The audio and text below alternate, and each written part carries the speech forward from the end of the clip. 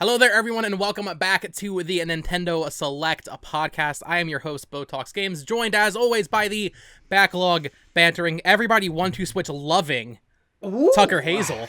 I've got a new moniker. God dang. You will be known as the everybody. You're like Horace Show Pony's little friend. I don't want to be. I don't like MC Horace Show Pony. By the way, you have to say the MC part. That's just part of his legal MC Horace Show Pony. Yeah. Yeah. his dad was Mr. Show Pony. Yeah. I messed up my own joke. Fuck. I hope. Close enough. What a crazy start to the podcast. I hope in the next Smash Bros. Game, if they do spirits again, there has to be a Horace Show Pony. MC Horace spirit. He's got to be an assist trophy. I mean, come on. Come on. He comes on the screen, just like a 20 on Metacritic, crashes down onto the stage. Boom. Holy shit. Yeah, wait, what is... Now, actually, this is interesting. We're getting into our Everybody Want to Switch talk a little bit early here. Yeah. It's been like a week since the game came out. Let's get a current look at what the current Metacritic number is. I don't think there is one. Okay, IGN reviewed it. GameStop gave it a 5 out of 5, and Best Buy gave it a 5 out of 5. Best Buy reviews games? We're learning stuff, folks. We're learning. Is it like 56 on Metacritic, based on 12 reviews. Only 12 reviews. That's too high. But the reason that I was like wondering about this is because I was looking at it just a couple days ago. Most of these reviews only happened within the last 2 days. Actually, all of them. Only one. Even Nintendo Live was only 3 days ago. Yes. Which is 3 days after the game came out. Yeah, it's because they just didn't. I'm guessing they didn't copies. Review codes. Yeah. Yeah, so, I mean, this is one of the few games where there's just no reviews at launch. And not only is there no reviews at launch, there's no reviews for the first few days after launch. You know when Nintendo's not sending out a review code, something ain't right. Because they never do that. Crazy, I mean, they send out review codes for like Amiibo Festival, right? Yeah. So that's a bad sign. We got very off track there, though. We'll talk about Everybody Want to Switch when we get to what we're playing. Tucker, how you doing? I've not talked to you since last recording session last week. Yeah. No, I'm doing great. Everyone's still here. We've had a lot of fun messing around. We started watching all the Mission Impossible movies. Oh, fun. I've never seen those. Dead Reckoning comes out next week. I had never seen any of them either. And now I've seen 4 of them because we're going through them pretty quick. And on Saturday, I will have seen 5 and 6 as well. And then getting ready for 7. There's 7 of them? Well, this will be the 7th. Damn. And then the 8th one comes out next year. Yeah. Oh, yeah, it's part 1. Yeah, they're pretty crazy. They're pretty crazy. I like them. I'm not head over heels, but they're good. Gonna see Insidious the Red Door tonight. I was getting ads for that earlier. Okay, wow, we are so off topic.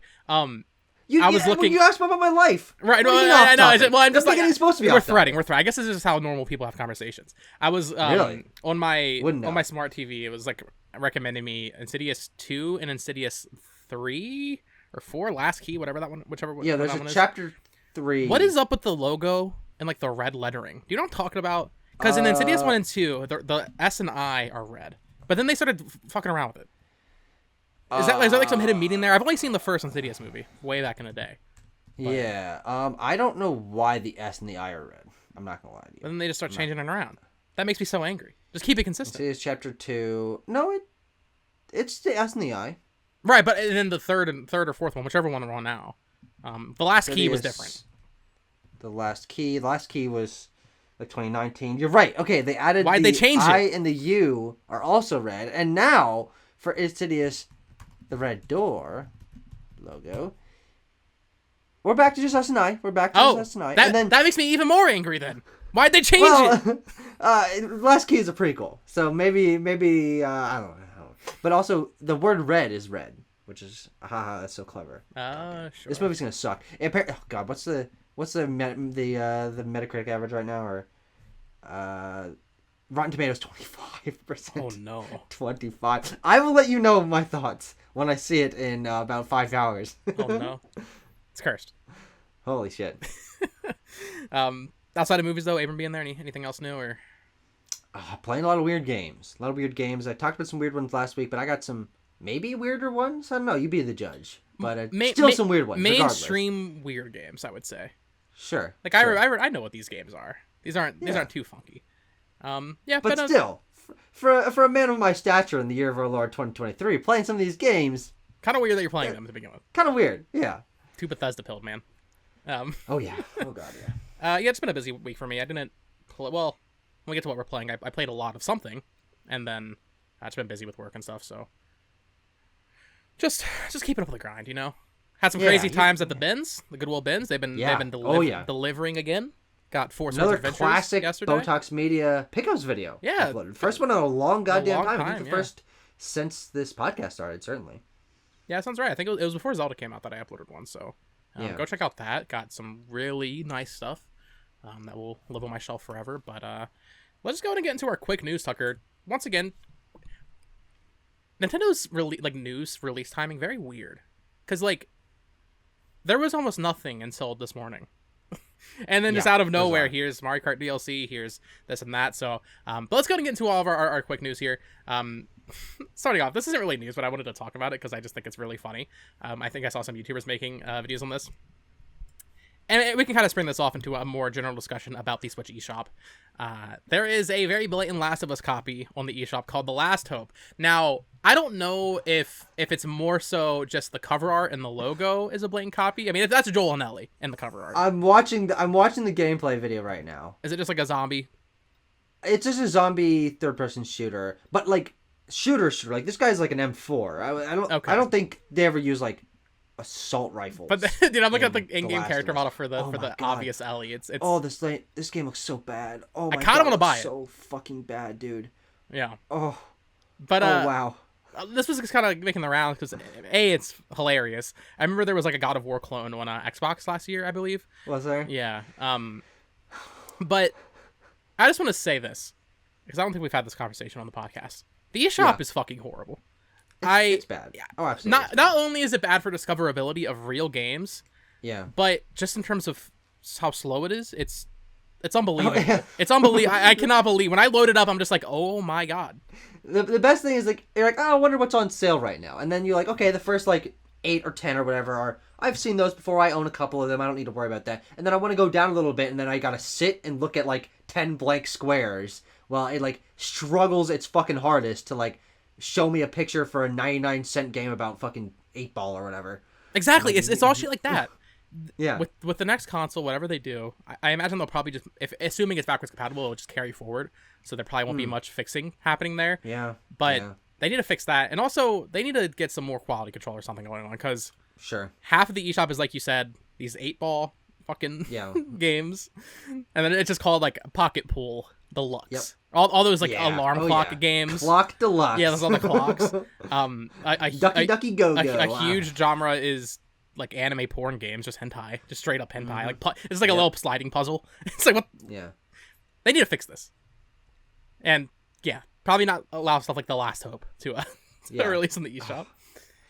Unfortunately, this looks more like a real game than some of the other ones. Sure, that is fair. But it also looks like a game that should not exist. Like someone made this in a month, and they're like, "Boy, I hope someone accidentally looks at The Last of Us on the Switch eShop and then thinks this is maybe a Last of Us spin-off and sees generally a similar kind of key art and then clicks download for." Oh God, Bo, what's the price of this? Does it say? Do we know, or we just have to guess? That is a good question. Is it on the eShop now? Yeah, it's out. It's out now. I saw someone did a video on it. Okay, then you can look up The Last Hope, like Nintendo eShop, and it'll be on. Yeah. Last Hope. Well, it's on sale for €1. It's on sale for €1. Okay, that's like $1. Yeah. It's like $1. Yeah. That's like 75 cents or something like that right now. What's the full price? $5? I'm not seeing it.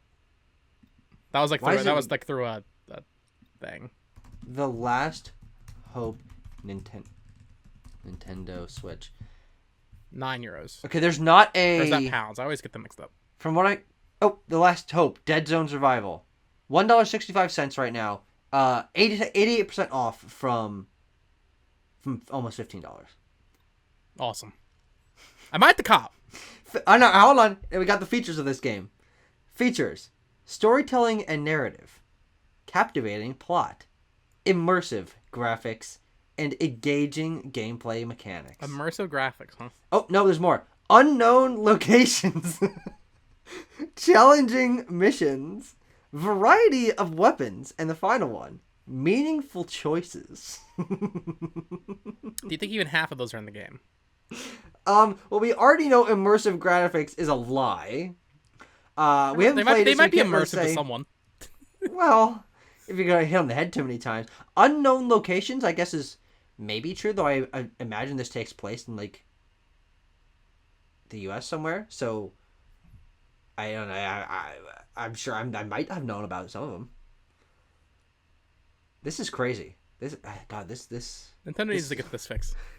This is reading this is a fever dream. This is a real issue. That's crazy, man. Am I the cop though? Please don't. Please, God. It might be fun for a video though. It's like future proofing before it inevitably gets removed or like they change like the icon or whatever, you know. Okay, but also like, you definitely have $1.65 worth of gold points. You can just go get it with gold points. Play it for an hour and give us your thoughts next month. I probably do, but also I always forget to redeem those. I wish it was automatic when you put the cartridge in. Just make a habit of it. Dude, it's hard. They expire. I know. I think it's a year, right? Something like that, but also I've bought games and then put them in and then they're already expired. So I don't know, is it from when the cartridge is manufactured or is it when you put it in? Yes. See, that's horrible. It's from release, I believe. They should have just not done that. No, it doesn't make any sense. They should have just not done that. It's so strange. Very weird. But this was interesting. The Pokemon Company has released an official Pokemon community forums, like on the Pokemon website. Yeah. And I just wanted to bring it up because, first of all, what year is it? Second of all, what were they thinking? This is just... We already went through this with Miiverse. Did they learn... Yeah. Like, obviously, I know it's a different company, but, like, did they not learn anything? This is such a bad idea. I know... I haven't checked in a couple days, but when it first went up, I'm looking at it right now, yeah. It's still just a bunch of, like, weird stuff being posted.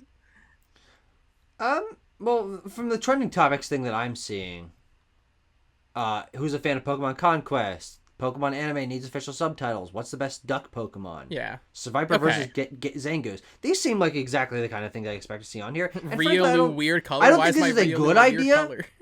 Like, I don't think it's going to help them at all. But I don't see how it's a bad idea. It's just a place for people to talk about Pokemon that's, like, officially supported. I give this 12 months. You don't think it's gonna last very long? No, just because they. Yeah. I don't know. I mean, how many people are they paying to moderate this? You know. Sure. Yeah. It just doesn't seem necessary. We live in this social media age. Threads is out now. You can do some Pokemon threads. Yeah. Blue Sky is technically out, but you need like a fucking government invite. You need like know someone working in. Working for the White House to get into it or whatever. And yeah, and most notably, Reddit exists.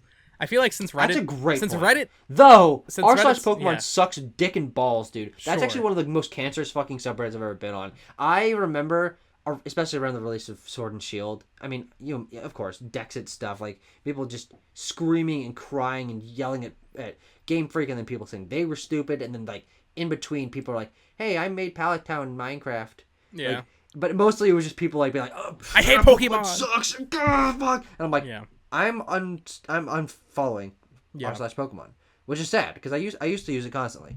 Though I don't use Reddit much anymore. No, I don't use Reddit. But I used to be a very big Redditor. I think I might have told you this, but especially when the Switch came out, I was a huge Redditor, and I would be like on r/Gaming all the time. People being like, Nintendo sucks, Nintendo doesn't have any games, and I would like crack my knuckles and send a copy pasta that I'd made. Oh yeah, you told me about the copy pasta. And it was like, and I did the thing like the Mega Man Legacy collections were coming, so I'd be like Mega Man 1, Mega Man 2, Mega Man 3, so it'd make it look super, super, super long. I would have hated you 10 years ago. God, okay, I had like Sonic Forces in there before we knew what the name of Sonic Forces was. Project Sonic NX. Yeah, like that's the kind of thing that I'm like, actually, Reggie said that they were working on new IP, so there's a lot of stuff coming to Nintendo Switch. Which also, by the way, what the fuck was up with that? I mean, what do you say? Like late 2017, early 2018, Reggie was like, yeah, we're working on a lot of new IP for Nintendo Switch, so get excited for that. And you could argue Sushi Striker, like, Astral Chain. You could say like, yeah, Labo, Ring Fit, basically just Astral Chain. But like, yeah, but like meaningful new IP. I mean, I want to say ARMS, but let's be real. they have not done the greatest with new IP on the Switch. So, fuck you, Reggie. I would say they've done better than like Sony, for example, in terms of releasing new IP. Well, I don't know. I think they're all like not great at it. Though, hey, to give credit to Sony, where I don't want to give them credit, they're about to have a lot of new IP because they're doing 66% of their True. money is going towards fucking live service multiplayer games like Concord and Fair Games, which are new IP. God damn it. Oh god. You know what? At least we don't have Nintendo doing that. But also, it would be kind of fun if Nintendo did something like that. I'd be cool if Nintendo just trying one really scummy live service game. Sure. I just want to see what they do, you know? Pokemon Unite. Yeah, Pokemon Company's just like its own thing. They just Yeah, it's true. they just exist. Yeah, in actually, I a don't even know if Nintendo was really involved in that. I mean, obviously they published it, but like... I don't think, no, they didn't. Wasn't that a Tencent game? They didn't publish Pokemon Unite, I don't believe. They didn't? I don't think so. I mean, it's on mobile. They don't publish the mobile Sure. games. I mean, I guess maybe they publish the Switch Wait, what? version. They don't publish their own mobile games? I don't think Nintendo What about like publishes the mobile Miitomo games. and Nintendo? No, I'm saying that Mario Nintendo doesn't one? publish the Pokemon mobile games.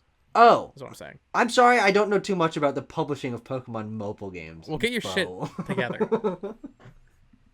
Oh no. Yeah, but this community forum, I guess, I'll just go to Cerebi. Just use Cerebi. That's a great point.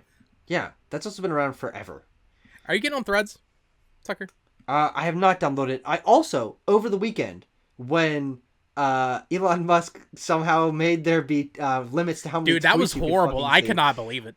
I reached the tweet limit on accident, and I'm like, oh, because it was before the news come out. Like, oh, you know, something's wrong with it. I thought it believe was just Twitter is down was trending. Exactly. I think we were talking about it a little bit on the NS server, and then like Abram came in the room and he's like, "Did you know that you can only see 600 tweets a day now?" Or I think it was like 300 at first or something. To be like fair, that. he's already Like, changed it. yeah, no, and it kept going up over the course of the day. But after I learned about only 300 tweets, I deleted the Twitter app, and I have not re-downloaded it. Oh. So Just don't I download have anything. I mean, hey, maybe that's the solution. Yeah. I still check it every once in a while on my computer, but I've been using Twitter like 96% less than I have. That's fantastic. I wish I could. I have the just social hold media it down addiction. and press the minus. Well, now I have Threads. I am on Threads, but they need to fix a lot of stuff. I don't even know what it looks like. I don't even know what the logo for Threads is yet. It's just like a little ampersand or like an @ sign, but like some threads going through it. It's Really? cute. I gotta look this up. They need to add Threads. there's no following tab right now. You can't like just view who you're following, which is definitely the biggest issue. There's also no desktop version, which I think for most people probably doesn't really matter. But Oh, what the hell? yeah, Oh, it's just like a curly Q. Yeah. yeah. Hmm. Kind of like it Okay. though. There's no ads right now Sure. either, which is nice. But That's nice, I have to imagine Elon, shaking in his boots right now. He's like, oh god, oh fuck. Yeah, I mean, if anyone's gonna be able to fucked take up. him down, it's the Zuck. Yeah, with the pre-installed Instagram user base.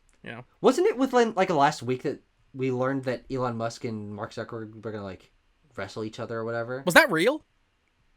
As far as I know, and then the only thing that I heard, this doesn't sound real, but it also might be, is that Elon Musk's mom was like, he's not allowed to do it.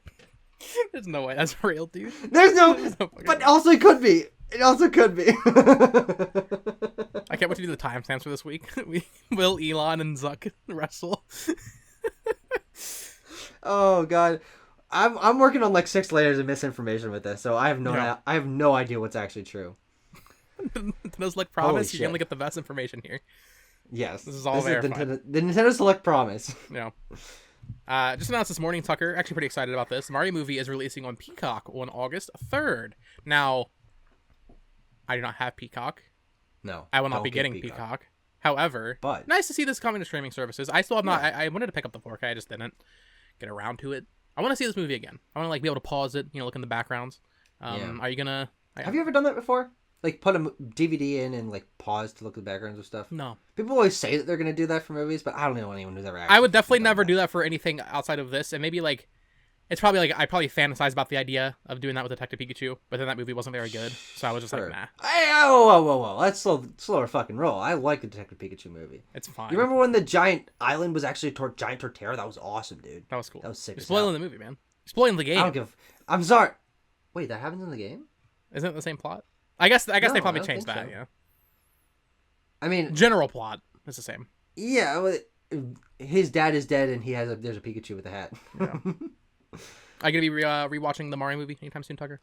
Probably not. No, the only reason I would have rewatched it would have been if my girlfriend wanted to see it. But she's like, I don't like Minions, and I told her it was by the people that made Despicable Me. She's like, I don't like Minions, so I'm not going to see Mario. Jesus I'm Christ. like, okay, that's funny. I'm like, but look at Toad, isn't he like kind of squishy? And you like squishy characters? She's like, I'm not watching it. I'm like, okay, whatever.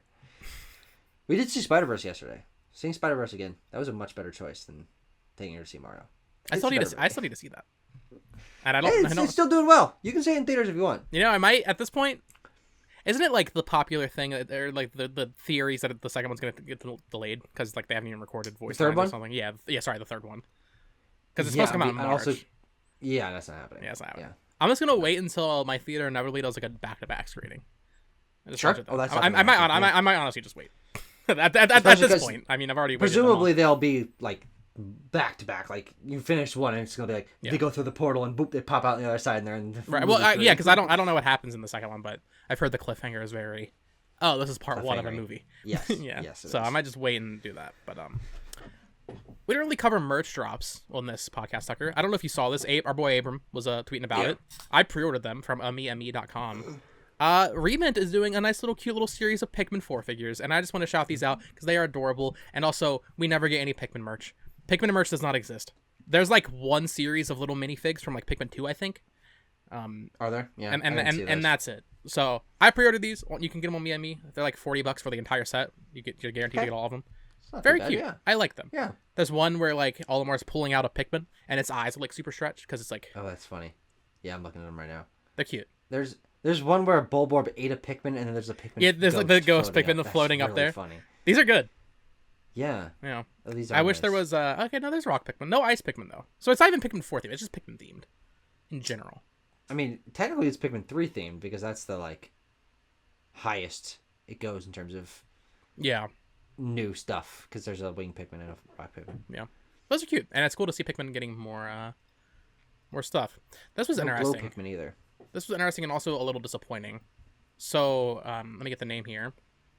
Chihiro Fujioka, the director of Super Mario RPG, has gone on record saying that they would like their last game to be a sequel to Mario RPG. Like he said, like, listen, if my final game is Mario RPG 2, I'd be very happy.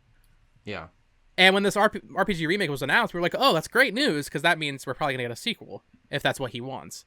He's not even involved with this remake. Yeah. That fucking sucks. He didn't even know it was happening until it got announced. I don't know. Yeah. I don't know what his current, like, what he's doing. I don't know if he's still with Square Enix or what. If he's not with Square Enix, then that would make sense. Or whoever is making this, I guess. But I would say this definitely hurts the chances of a sequel happening.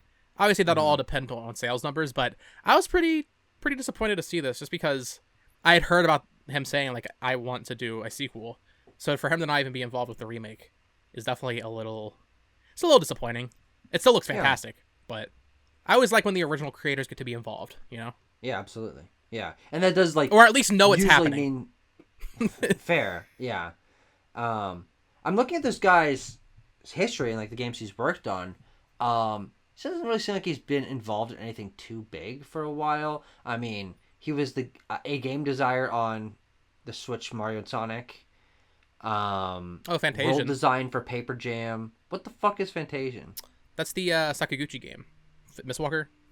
Oh. Yeah, that's his Apple. Yeah, it's Apple Arcade only, which is unfortunate because I've heard it's great.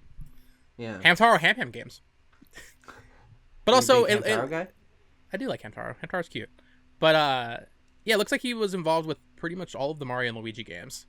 In some form or fashion. Superstar Saga Special Thanks, which barely even counts. Sure. Composer for Mega Dimension Neptunia. World design for Paper Jam. Music and arrangement sound effects. Interesting that he went from a director to a lot of, like, music stuff, it looks like. But then back to game design recently. Very weird. Huh. Yeah, Final Fantasy Legend 3. Composer. Cool. Yeah, I don't know. At the very least, like, do them the honor. The author of Earthbound. The author? Look at the very top. Earthbound, 1983, for a bunch of old-ass PCs. Was there a Japanese Earthbound port to old PCs? What is Earth? Or I guess this would be Mother 1? Wait. Wait, what are we learning here? He also joined Nobuo Uematsu, of course, the composer of Final Fantasy. He also joined Nobuo Uematsu's band, Earthbound Papas. That's badass. They have a band named Earthbound Papas. They were performing in 2014. Dude, they're still active. What? They have songs? They have a discography, multiple... Earthbound Papas. That's badass. Oh, and it looks like they sample stuff from games. Like Final Fantasy. Final Fantasy 8, Lost Odyssey, Final Fantasy 10, some something from they've got the Kefka theme from Final Fantasy 6. Sure. Oh yeah. Okay, I'm gonna have to do a little. Well, I'm gonna be Earthbound listening to some Papa's Earthbound Papas research. later. Yeah, Very interesting. Yeah. I didn't know Nobuo Uematsu had a band. I think I had heard that. I didn't know it was called Earthbound Papas though, and I did not know the director of Mario RPG was involved. That is awesome. But yeah, Mario RPG coming out later this year. Still very excited for it. Just maybe temper my expectations a little bit for a potential sequel. Although, like I said, it just all depends on sales. This came out. Sure. Just to clarify, different game also called Earthbound. Okay. Oh, for the PC. No relation. Okay. Has no relation to Earthbound as we know it. When did that release? 83. Oh wow, interesting. OS PCs. Yeah. I guess. Yeah, Earthbound wasn't even a thing, and because that's the American name anyway. Yeah. And also, that's before the the NES even released. Yeah. So. Interesting. Yeah. Weird. Ahead of their time. Yeah. And now they're jamming out in Earthbound Papas, our new favorite band. Yeah, I'll be listening later. Oh yeah. This came out. We will sit our white asses down and listen. Yes. This came out of Nintendo's investor Q&A last week. We've got all the full translations over the past week and a little bit from last week. But I thought it was interesting. Shinya Takahashi, the dude who's in the directs, as you all know him, said he hopes to make new things beyond software. So I'll read through the question here and the answer. Question: Nintendo has held Nintendo game seminar events in the past and released Game Builder Garage for Nintendo Switch. Please tell us more about these kinds of activities that can spark people's interest in game development. In addition, I'd like to hear about how the developers who have joined us here today first got into game development. So Furukawa said something about Game Builder Garage, and then Shinya Takahashi said, I have liked drawing since I was a kid, and I've always continued with it. I also liked math and science in middle school and high school. I encountered Famicom and 3D CG, which is a 3D computer graphics, in university, and felt that 3D CG is something that combines drawing with math and science. I thought 3D CG was closely related to game development, so I applied for a job at Nintendo, and that's how I came to be here now. My enjoyment of creating things has continued to this day, and I think all of Nintendo's developers share this feeling. Going forward, I want to keep making new things and not limited to software. I just thought this was an interesting quote, because we were talking one of the first episodes of this podcast about Aonuma and I think Fujibayashi and like what they might do at now that Tears of the Kingdom's kind of like their magnum opus, right? Yeah. What do you think he might have in mind for this in terms of moving beyond software? Yeah, well, the first thing that my mind jumped to when you said Nintendo and not software was the fact that Nintendo was historically not a software company. They were making wacky invention toys. And that would be an insane thing, but a very cool thing to see if they would get back into having some sort of area of their development team that's throwing around toy ideas and making physical goods and coming up with new ideas in terms of that, whether or not they're related to, being connected to Nintendo IPs.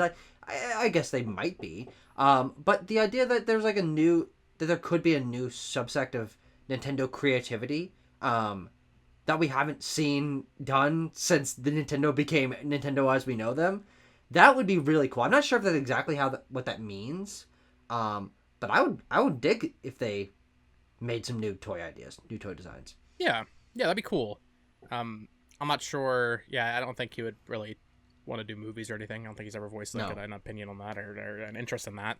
So yeah, it would almost have to be some sort of physical, tangible thing. So yeah, toys would make the most sense, I guess. I don't really foresee them doing that unless maybe if he left Nintendo or something and then went and did something else on his own, which could also happen. Do you think Nintendo could do just like toys that are unrelated to Nintendo IP at this point and call it like of course they could. You think so? Nintendo's big enough, and especially with the brand recognition and the marketing power that they have, if they came up with some sort of funny plastic and metal toy that was kind of forward thinking and unique but it wasn't related to Nintendo, I mean, that thing could be huge. It could absolutely be huge. And it wouldn't need to have a fucking Toad stamped on the side of it to sell. I guess toys that don't have Mario stamped on them do sell. And Nintendo is allowed to make things that don't have their brand stamped on them. I guess something and this obviously involves software, and the question was about Game Builder Garage, but Labo kind of fits this almost. Just stuff like that. Yeah. I could very much envision a world where instead of Labo cartridges for your Switch and it's software on Switch, it's just like a little phone app, and then they sell these cardboard kits, stuff like that, that interact with other things maybe. But holy shit! So I was looking up Shinya Takahashi because I was going to see like if he was involved in any like Switch era games. Like maybe he was involved in Labo in some capacity. I have not gotten to that part yet. I'll look that up. But I've looked up Shinya Takahashi, and it autofilled UNL, which is University of Nebraska Lincoln, which is where I go to college. There's a guy named Shinya Takahashi that works at the college that I went to. He's in the College of Education and Human Sciences. Associate Professor of Practice, and Assistant Department Chair, PhD. Go say hi to him so you can say you met Shinya Takahashi. I could say that. Yeah. It wouldn't be particularly useful, but... Yeah. Wow. Like, I knew Shinya Takahashi is, like, involved with a lot, but it's crazy that, like, he's just the general producer for every video game that they release. Yeah. Just every single one. Every single one on Switch. He's credited as general producer. Role? He's one of the highest people at Nintendo. General manager of EPD. Okay, so he's basically like, the boss of EPD. What would be the comparison here? He's like the Herman Hulst of Nintendo. He's like the Matt Booty. Sure. Oh, sure, because he oversees all the everything. internal studios. Yeah. Well, even in external stuff like Bayonetta 1 and 2 are on here for Switch. Oh, sure. So basically, anything that they publish, it looks like he's dipping his hand in Astral Chain. No, I wonder if he was Starlink. He was general producer. A designer on any games. Dream Course, Kirby's Dream Course, director of Wave Race 64. Okay, he's a 3D CG. Oh yeah, 3D CG. There it is. Director for Pokemon Stadium. Yeah. Mocap for 1080 snowboarding. And then it looks like he shifted into a producerial role after that. This dude's had a career. He's been working on shit since the mid 90s. Yeah. And he's still going. Special thanks in a bunch of games. Look at this guy go. Special thanks in Skylanders Superchargers. But when are you and I going to get into Skylanders? It's like as like a. Are you saying get into the credits or get into like them as like a franchise? Do you want us to get into the credits of a Skylanders game, Tucker? No, we're not. Oh God, no, because they're not making new ones. I think they will. There was a rumor like last year, that they were gonna do like a remake collection or something, which would actually be kind of hype. If they remade Skylanders or even just the first game or something, and everything was just included like in the game, you don't have to use figures. I would actually be kind of hyped for that. I think I've never played a Skylanders game, but I actually think they look fun. I remember playing a little bit of Skylanders at a friend's house. Casual fun, knack to your co-op game, you know. It is a very knack tier game. Nothing wrong with that though, man. Well, just playing Call with my girlfriend. Knack's not very good. Knack's actually a bad game. I know that's not a shocker to anyone. Knack's but fine. I did beat Knack last year. Knack's I beat that game. It's not a good game. From what I played, it was fine. It has nice what's the term that they were so proud of all like the particles. Yeah, I don't... Good particles, man. Oh, Knack. Oh, Knack. Bring back Knack. Bring it back. Knack 3 coming to Switch. Well, actually, no. Japan Studio is fucking dead, so Knack is also dead. Screw you, Who's Sony. that guy? Fuck. Who's the guy? Who's like he's not Japanese. You don't talk to Mark Cerny. Mark Cerny. Okay. Yeah. What's he doing? I have no idea. He's hardware. He's hardware. Yeah. You keep up. Get him in your Slack. You know. Yeah. Message him. I don't have Slack. You know. I feel like you look like someone who would use Slack. What situation would I use Slack in? I don't know. Your little podcast editing you do. No, I just talked to my dad. I had my dad's podcast. I just text my dad. I have his phone number. All right, we had a quick little port announcement here. I thought this was interesting. River City Rival Showdown's coming to Switch on October 12th, as well as other platforms. Nice little Play Asia physical release. This is a remake of the first River City Ransom game that was remade on 3DS and is now coming to Switch. So, first of all, getting a remake of the first River City Ransom game, kind of cool. Yeah. As much as I don't like beat 'em ups, if I were to like one, I think River City Ransom's kind of my jam. I like the what would that be like 80s, you know, like low life Japan, just fucking thugs, you know? Sure. I like that. I like that. Yakuza style almost, you know? Sure. That's actually a good point. So yeah, it's a remake of the first game that was remade on 3DS, and now it's getting a Switch port. So more 3DS games coming over. Pretty exciting. Have you ever played River City Ransom, Tucker? Have you ever dabbled? No. I mean, well, okay. I likely tried it on NES Online for like 3 minutes or whatever, but not enough for me to care or remember. I'm not a beat 'em up guy. The only ones I've really enjoyed are straight to rage games. I did play Final Fight earlier this year. When I found out that Street Fighter 6 was going to be taking place in Metro City. Sure. I'm like, I might as well play through Final Fight 1, which was $2 on the Capcom Arcade Collection. How does that work? Is that just like it's like a free to play portal and then you buy games? It's a free to play portal that comes with like a shmup. I think the shmup's called like 1943 or something like that. And then you just go to the eShop and you buy each of the other games separately. Weird. It's actually a really cool idea. And frankly, that's what Hamster should do with the dude. What are they doing, bro? I guess there's so many of those fucking games. In terms of visibility on the eShop, it makes more sense to release 30 million things separately, I guess. Well, I also just wish they were $2 instead of like $8 a piece. Sure. Yeah. I would own a lot of those. I will never forget paying like $8 for Mario Bros. Versus before the Switch Virtual Console came out. Yeah. And also Donkey Kong, I think. Those Versus, that's a weird part of the Switch's life cycle. That was a big deal. That was like a big deal. Like I think like the September 2017 Direct. It's like, oh my god, you can play Super Mario Bros. On Switch now. Yeah, well, Mario Bros. And it was the first time arcade Donkey Kong had ever been re-released, I believe. Yeah, I'm always confused about that because I know there was like a Club Nintendo promotion for I think it was arcade Donkey Kong. Oh, okay. Well, maybe there was but like you couldn't buy. Yeah, you couldn't buy it. It was like maybe it was first time Club Nintendo reward. Arcade Donkey Kong was ever available at retail. Sure. Yeah. Well, not only at retail, Tucker. Digital platforms. Yeah. Brick and mortar. No brick and mortar for Donkey Kong Arcade Edition. Another release date. Disney Speedstorm is getting its full release on September 28th. Oh yeah. This game actually looked pretty good, and from what I've heard from people that played it, because it was in early access in April, it's actually pretty good.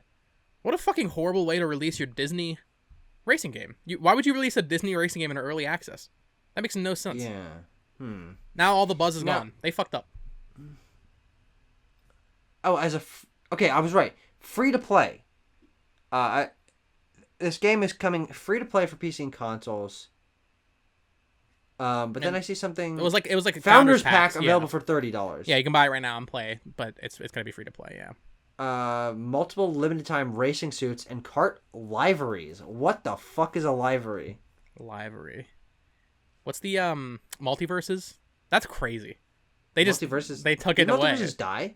It's coming back next year. They took it down completely. They had like a year-long open beta. People were able to buy skins and loot boxes or whatever the microtransactions are. I thought the game had just come out. I thought it was just Reddit. No, it was just the beta, and then they closed the beta they're closing it for a full year and a half. Very weird. I don't like the way these games are getting released these days, Tucker. Yeah. just put the game out when it's done. Ain't that hard. This was this morning. You messaged me very frantically. You were like, Bo, we gotta record. Fucking just going crazy. Pokemon Sleep got a new trailer really detailing what it is, as well as a release window for July. It's July currently, so that's a little weird. I'm assuming people will be playing this within a week, like in like New Zealand or something. You know, it's always like it rolls out in like certain regions. But yeah, we got a full like gameplay demo for Pokemon Sleep, Tucker. Kind of. Yeah, kind of. Just going over all the different sleep forms. I don't really know what they're trying to do here. There was also like a section that was like how to play, which was leave your phone plugged in, put it upside down, and leave it on something soft. Oh yeah, there was one weird one. So you get rated in the morning when you wake up based on like how your sleep was. And it'll be like, okay, if you moved around a lot, you had like a fucking wibbly wobbly sleep, or like whatever the Pokemon is, dwubble. Rocking sleep, it's Togepi there. I guess it records the audio while you're sleeping. Which is one fucking weird because it'll you can listen cool to sleep. Hear what you sounded like when you're sleeping. That's I'm like, weird. No, fuck, it wouldn't be cool. That's how you get the Jigglypuff slinging sleep unlocked. That's weird. I'm sure you can turn it off. You're gonna have to hum during your sleep to I don't want to hear what sounds I make when I'm sleeping. And it's very weird to me. They're like, we can record you while you sleep. I'm not one of those people that's like, oh, privacy and all that. Like, oh, I don't want to download TikTok. You know, I don't care. Yeah. My shit's already out there. It's too late. But I think we were actually talking about this recently. Like, people are worried about like, what are you doing? Like, I don't do anything in my life that's gonna. I'm not scared, but I just don't. I mean, look, I watched this trailer. The idea of Pokemon Sleep, I believe. I mean, that game was announced forever ago. I mean, I had no information about it. And now it's a real thing. And I also think it might be one of the worst ideas I've ever heard. No, genuinely, like, I'm not trying to, like... It's a popular meme to hate on Pokemon Sleep because it's like, what are they doing? But also, like, critically looking at it, I don't really understand what they're even trying to accomplish here because, yes, Pokemon Smile maybe helped kids brush their teeth more, and that's kind of cute. First of all, like you said, this is going to encourage kids to be on their phone before they sleep and when they first wake up, which is not good. You should not be on your phone before you go to sleep or when you first wake up. Obviously, I do that because I'm a phone addict, but that's bad. And also, I don't know any kids that really care about tracking their sleep. This doesn't seem to be aimed at kids. This is aimed at us. It is, yeah, and because you're trying to up your drowsy power and your dex. And anyone that really cares about tracking their sleep is going to get like an Apple Watch or the Galaxy Watch or whatever, and like track it that way. I'm not gonna go buy. Well, I might buy it for the collection. I'm not gonna fucking buy the Pokemon Go Plus just to use it. Yeah. Oh, I forgot that's. Yeah, that's still coming out. Yeah, they actually talked about it. Oh, they did. I don't know if it was in the video, but I saw someone tweeting about it. Yeah, even in this Go Nintendo article here, it says, "Get the Go Plus." Now, so I watched this trailer this morning when it came out. I was with Abram and I was with Tanner, and we were watching it. And halfway through, Abram says, "I think I hate Pokemon," which is funny. But then we got to the part where the creepy woman voice says, "Wouldn't it be fun to see what sleep type you were?" And then she says, "There are dozing type, snoozing type, and slumbering type." And I just sat there like, what the fuck does this mean? Dozing this type, is nonsense.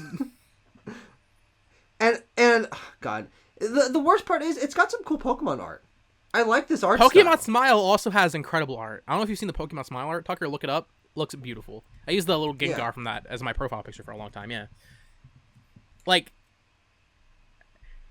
I just remember when they came out in that actual like live stage conference they did and announced this game. And I think Miyamoto came out to show the Pokemon Go Plus. And they were proud of it. They thought this was going to be Pokemon Go tier. They're connecting with Pokemon Go. They think it's going to be the next big thing. Wait, this connects to Pokemon Go? I believe so, yeah. How? In what way? Am I mistaken? You sure? Am I mistaken? I don't remember hearing about that. You could be right, but... Maybe I'm just thinking because Pokemon Go Plus is used with it, but... Yes. That could just be what I'm misinterpreting here.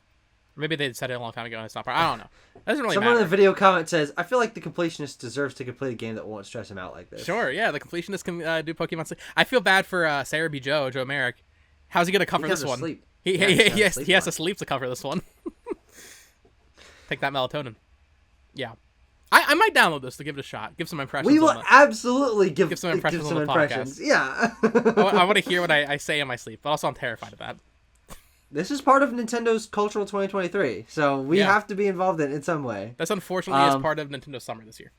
Yeah. This is their big summer release, Bo. Tucker, yeah, there's that big gap that everybody's talking about after Pikmin. Actually, there's a chance this might be their most downloaded game of the summer season. I'd say there's a solid chance this like people just be quote unquote sells more copies, but downloads than like Pikmin 4. Oh well, yeah, definitely Pikmin 4. Yeah, but like what else? Tears of the Kingdom is gonna keep selling to the summer, but yeah, but that was before that came out before that summer. I'm just meaning new releases. Yeah. So this is we gotta be involved with Nintendo's biggest release of the summer. Yeah. Though also not Nintendo, but still by technicality. We were just talking about Pokemon apps. Yeah, we were. Is Nintendo publishing this in any way? I doubt it.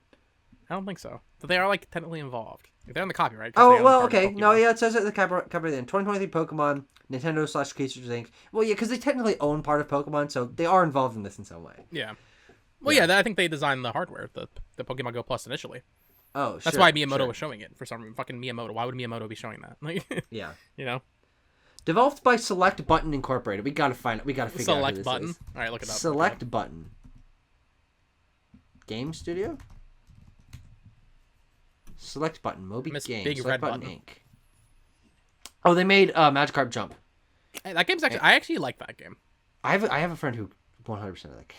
I played a lot of it. I don't think 100% of it, but I beat it. And a couple other mobile games. But it looks like since Magikarp Jump, they've just been working on... They've been grinding. Pokemon Sleep. Pokemon Sleep was set to release in 2020. That's when it was supposed to come out.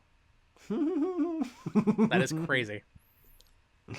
This is nuts, man. It's nice we're finally getting past this, This and Detective Pikachu. We're both in that 2019 showcase, and we're finally getting both of them this year. 2023 really is the 2019 of Pokemon year. It really does feel like Pokemon Company was just like, listen, this shit's not turning out right. Just release it. Just release both of them. Just put it out. Just put it out there. Make a tiny bit of money back. We're turning over a new leaf. Just get this shit out. I'm done. I'm okay with that. That sounds like not a bad thing to me. Last thing I want to say about this, though, is it is interesting. I wonder what the Pokemon Company's plans are for future Pokemon Presents presentations, because this reads to me like we were supposed to get our annual June Pokemon Presents. Sure. That we have not gotten this year, and we had gotten for the past 4 years. That Pokemon DLC trailer being in the Direct, that was weird. Detective Pikachu Returns, slap this Pokemon Sleep trailer in there. That would have been a nice, rounded Pokemon Presents. So I'm guessing they're not doing one. Mobile game info, a new game announcement, and DLC for the biggest game. That would have been, and then like I don't know, a new character coming to fucking Master Sex, and like okay, like that's a normal Pokemon Presents there. Yeah, it's strange that they didn't just. For some reason, they decided not to do this like last week. I'm curious to see if they'll do another one, because we still need more info on the DLC. We don't know when that first wave is coming out, but very weird. Very weird. No, that's just gonna be. That's just gonna be a Twitter trailer. The release date. No. I could see them doing a Pokemon Presents just to announce the release date, because they've had some bad Pokemon Presents. Yes, they have. They did one earlier. They also still don't know anything about the DLC, so there is that. True. That trailer did not tell us anything. We know about Okidogi and Monkey Dory. Oh yeah, Monkey Dory. Yeah, this is great Pokemon names. I like Monkey Dory. All right, Tucker, let's get to what we're playing. So, like I said, kind of a busy week for me. However, I did manage to fit a lot of gaming time in, where if and where possible. So where applicable. So first thing I did, like right after we recorded the podcast last week, play the Pikmin 4 demo. I'm so excited for this game, dude. It's really good. I do want to question you though. You're talking about how much you love these new characters and how much more personality there seems to be. Yeah. I wasn't really picking that up. There's more text. Sure. There's certainly more text. I don't agree with people saying like, oh, there's too much tutorials, bro. Shut the fuck up. It's not even like that bad. It's only a couple hours, like maybe 90 minutes or something like that. But I don't know. I feel like the characters were like on par with like Pikmin 3, like Charlie and Brittany, Well, from what I saw, the reason that I'm able to feel like I'm getting so much more out of them is there already was more backstory, even if in the tiny amount of text that we got, little rescue corps. Which does differentiate them even more than any of the previous characters had. They also have more distinct designs than any other previous characters. I don't like Colin's eyes. Like rectangles. Oh. Sorry to Colin. I don't like the cut of your eyes. I don't like the way you look, bro. And also I just think that they are more present as characters. And, like there's more talking to them. They have a role to play rather than just being avatars, which is what every previous Pikmin character had been, except for the president. Sure, yeah. I mean, I wish I had maybe spaced my days a little bit better for getting the what was the resource that ended the demo? You need like 1500 of it or whatever it was. 1500 Sparklium, yeah. Sparklium, yeah. Sparklium from Hey Pikmin. Yes, it's back. The resource from Hey Pikmin, yeah. You see there was like the fake leak of Hey Pikmin with like the updated logo. Yes, I sent that to you. Yeah, I wish. No, it's not a leak. They changed the logo for Hey Pikmin on the Pikmin. It's not on the website. Someone added that. Oh, that's fake? Yeah, I checked because in the Japanese it actually said these games are playable on Switch. People were like, "Oh my god, is Hey Pikmin coming to Switch?" But which would actually be, I don't like that game, and that'd be hilarious, and I would be very happy about it. That would be amazing. Yeah. But yeah, I kind of wish I had paced my time in the demo better, collecting that Sparklium, because I saw you can actually 100% the first area, which is awesome. I only got like 42%. I didn't. I played a long time. I played like 2.5 hours probably, and I think I got like 30 or something. Yeah, there's a lot to do, man. Just take it. Yeah, just taking my time. But yeah, to the point about the characters, it is kind of nice having like I can't remember their name. The dude that like does the upgrades and like the dude that I think it might be Colin. Russ? Yeah, Russ. And I think is it Colin that teleports you. No, and there's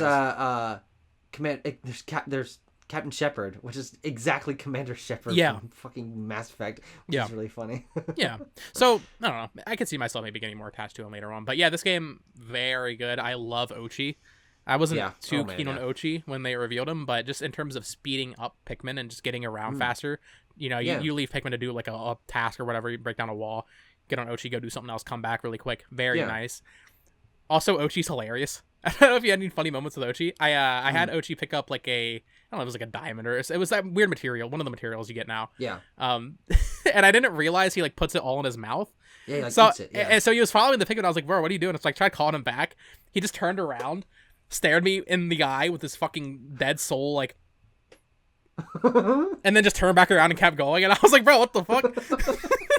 Yeah, I mean, I'm so excited for this game, and even just from this beginning part, of course, I don't know how the scope of the whole game is, the pacing of the whole game, how the mechanics will end up panning out, but for me, it is a really confident evolution of Pikmin, again, from what I've played so far, and the upgrading and the little home base and the variety in collectibles and the verticality and variety in the location, even just in the one that we've had, I would say it's one of the better Pikmin environments already so far. Yeah. You've got like a little bit of platforming because Ochi can jump. The caves are better than caves in Pikmin 2. Like everything just seems to be better and better and better. And because tutorialization and like extra text, not only I don't like. Hold on. You cannot speak. Not only do I not like it, I appreciate it. I enjoy it. It's actually increasing my connection to the game, as I was saying last week. I think that there's very little chance this doesn't end up being my favorite Pikmin game, and the gameplay loop and how little pressure is now that there's not like an overarching time pressure like there was in 1 and 3, though in 3 it barely even counted, of course. I feel like I'm gonna 100% this game. Like, I really want to just like sink in, dig into every little corner, get all the collectibles, 100% everything. I feel like it's feasible. This could be one of my favorite games of all time, and that's like really, really cool to like feel. Wow. Because multiple Pikmin games. I mean, I had all 3 Pikmin games on my top 60 favorite games of all time at a certain point, and Pikmin 3 is still up there in like my top 30 or something. So I'm maybe putting a little too much pressure on the game, but it's like an excited pressure. Like, it's like a I think you have reason to. I think from this demo and even before the demo, just what we had seen, it did just look better. And from what we've played, it is just better. Like you're saying, the areas are more varied. And yeah, I'm also just always a fan of like the Honey I Shrunk the Kids aesthetic. Sure. I love that shit. And they're going all in on it now. Yeah, they're going all in. The variety and location is going to be one of this game's strong suits. Of course, we haven't really played that much of it, but we know there's inside the house level. And also, I believe from like a screenshot on the back of something, there's like an underwater like tide pool area. Yes, which is not only. I mean, that's like the greatest idea for a Pikmin area ever. Like going underwater with your Pikmin, there's like little fishes and like some sea urchins and like cool little coral and stuff. Oh, Bo! Oh man! This game looks fantastic. It does. Yeah, it was fantastic. I mean, it is fantastic. It is fantastic. But I want more. Yeah. Very soon. And I think 2 weeks. I think I mentioned it last week when we heard you played it, and I saw like someone post like a 3-hour playthrough of the demo. I really wonder how long it is, because the Pikmin games are not very long. No. But just this demo, maybe it's because the opening is very tutorial heavy, as people are saying, which I didn't really care about too much. I didn't mind. I do wonder if this game will probably be the longest Pikmin game, and hopefully, hopefully everything is there to really justify it, because I'm excited. I'm very excited. Question. Yes. What Pikmin types did you get by the end of your playthrough? And also, did you do the Dandori battle? Because I did not do the Dandori battle. I didn't even know you could do Dandori battle, to be completely honest. I saw Aram do it. Yeah. Interesting. I did not do that. And I think I only got electric and ice. Okay, yeah. I didn't get water Pikmin. I didn't go down there. To be honest, I didn't even realize you could until I saw people posting on Twitter, and I was like, oh, wow, you can. Yeah. And then I saw someone post they had 100% completed the first area, and I'm like, bro, how? Yeah. Which is also just awesome that you could do that. I imagine the Pikmin what that person was doing right now. Yeah. They were using their Dandori skills. The game is very obsessed with telling you Dandori. Well, I'll never forget when they're in that when they announced this game and Miyamoto was talking about Pikmin Bloom. He was like, "We developed new Dandori gameplay." I was like, "What are you talking about?" It's not really though, because that's just like a description of what the management style of gameplay that Pikmin has always done is. But I like that. But he's never used this term before. No, for the other games, he just became obsessed with it over the past couple of years. He was like Dandori gameplay. Dandori battle. Make sure you learn how to use your Dandori skills. Dandori. I love it. I can't wait. Holy shit, Goaty. Oh, sorry, Tears of the Kingdom. Definitely a contender. I mean, for us, yeah, for top 5 at the very least. Yeah. Now, Tucker, a game we are both playing. or both played in past tense. I will probably we'll play this at PAX together. Everybody 1-2 Switch. It's here. It's out. Oh yeah. We both played it. Oh yeah. I voiced my disdain for a little bit in the server. You actually seemed surprised that I wasn't enjoying it. But then you agreed with me that I said it's much worse than 1-2 Switch, which is interesting because I know we actually both are more positive on that game than most, but I'm not going to sit here and say 1-2 Switch is a great game or anything. Yeah. It's like a 6. Well, I might say that. You fucked in the head. But is that your horror show pony impression? Oh no, wait. Yeah, I know. Yeah. Well, so okay, I voiced my disdain toward. I've had a roller coaster of emotions with everybody 1-2 Switch. Sure. The reveal trailer, the idea that this game was finally coming out, the sequel to 1-2 Switch idea, the Jackbox concepts. Obviously, no actual information about the game when it was initially revealed. I was like, I have hope for this. I know they said it was bad. Like all signs point to this being fucking garbage. But then I was like, there's hope. And then they did the trailer with the fucking the video content creators. The video, not trailer, like, bro. This looks garbage. Like, this looks terrible. This is stupid. It's a bad trailer. This did not sell me on the game. Then I think I was brought up a little bit when they had the actual gameplay video. And we saw that this indeed does have the like little tutorial videos with the low production value and MC Horror Show ponies. Like actual Joy-Con stuff. Thing. Yeah, exactly. And then getting in the game and playing it with a group of 6 of my friends. I was 5. Me and 5 of my friends. We finished playing at like almost 2 hours of it, and we're like, none of that was boring. Like, we had a great, like, there's no bad minigames here. Like, we just enjoyed every single part of it. And we're like, this is actually a really good time. Now, we haven't gone back to it, and also I haven't seen every single minigame. I think I've seen most of them at this point. I was very surprised by how many 2s there are and 3s. Squats 2, squats 3. I was very surprised by those don't count. I believe. I don't think they do. But I was very surprised to see it like in the little game show like wheel. You know? Yeah. But yeah, I mean, from what I've played, every moment with everybody 1-2 Switch so far has been a positive experience for me. We got really into a few of these things. We did the make your own quiz one like 3 times. We got pretty into the bingo, the Joy-Con, the hide your Joy-Con things. That's very clever. I mentioned that when they revealed them. I was like, oh, this one actually looks pretty good. That is definitely the best one. Or at least has the most potential to like just be fucking goofy. Yeah. The samurai one was a lot of fun. Where you catch it? Yeah.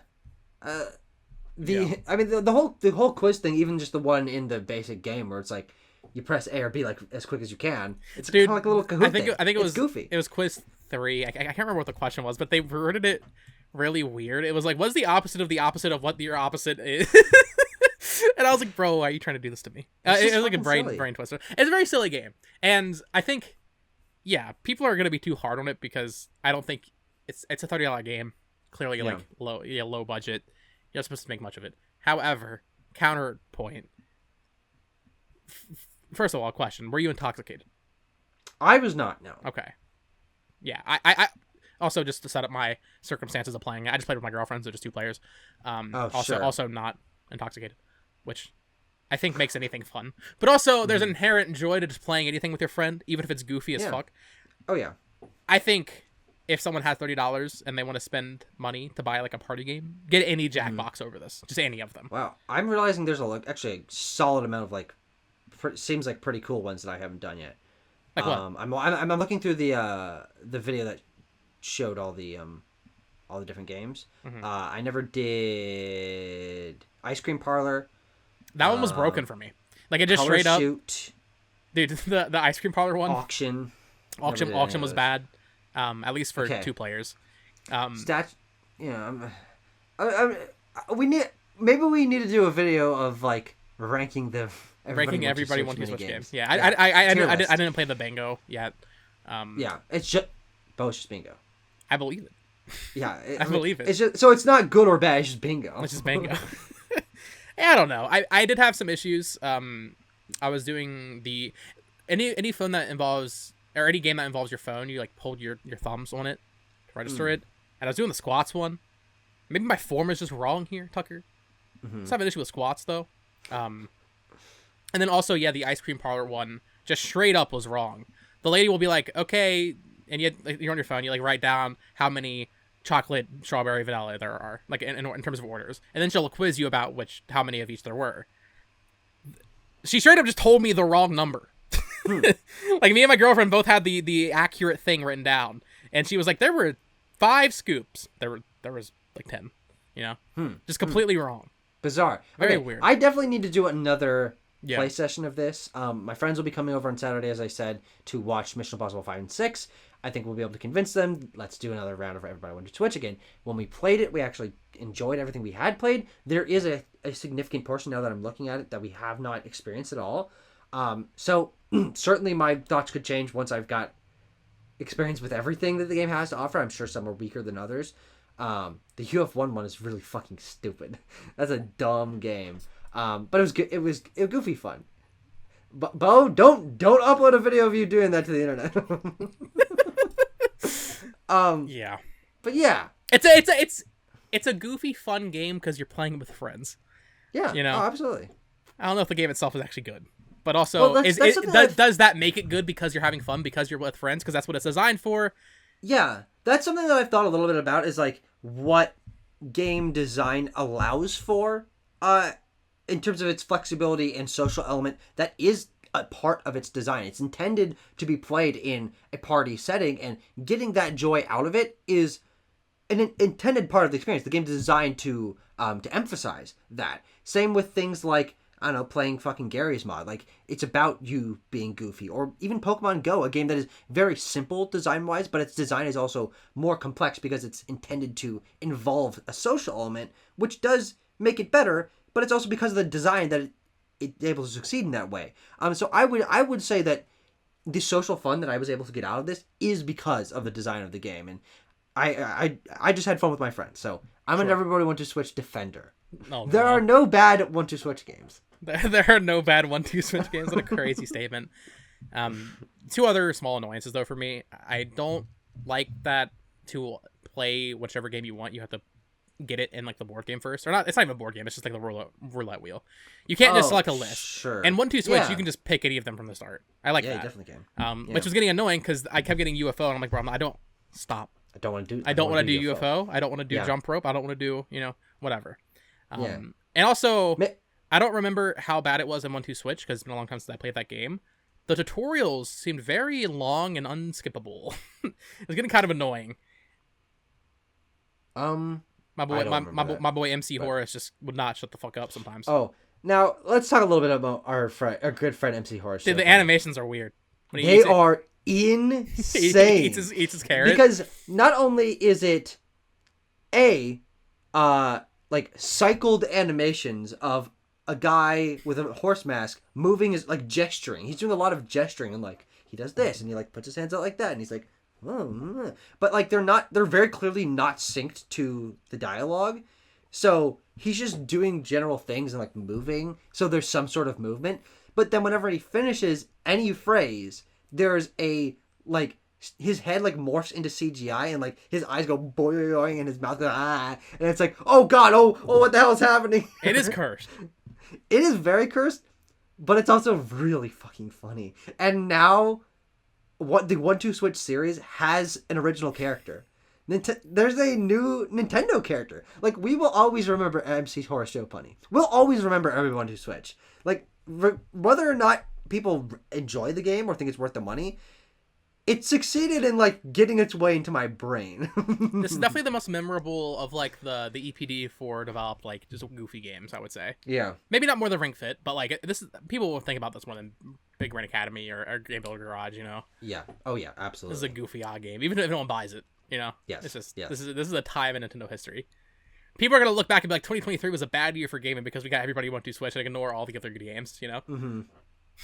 Exactly what's gonna happen. 2023, the year of everybody went to Switch Redfall and Lord of Ring Gollum. Yeah, Lord of Ring Gollum. Yeah. Lord of Ring Gollum. Oh, that poor studio. So yeah, you'll probably play it this weekend, get some more thoughts. I probably will not play it again until maybe PAX when y'all come over. Yeah. And we get. I want to try like the 100 player. Just get like definitely. I will make a stand at PAX. Like if I can't get into like the Nintendo Live area, I'm just gonna look at the rep or whatever, be like, listen, you either let me in or I'm causing a scene here.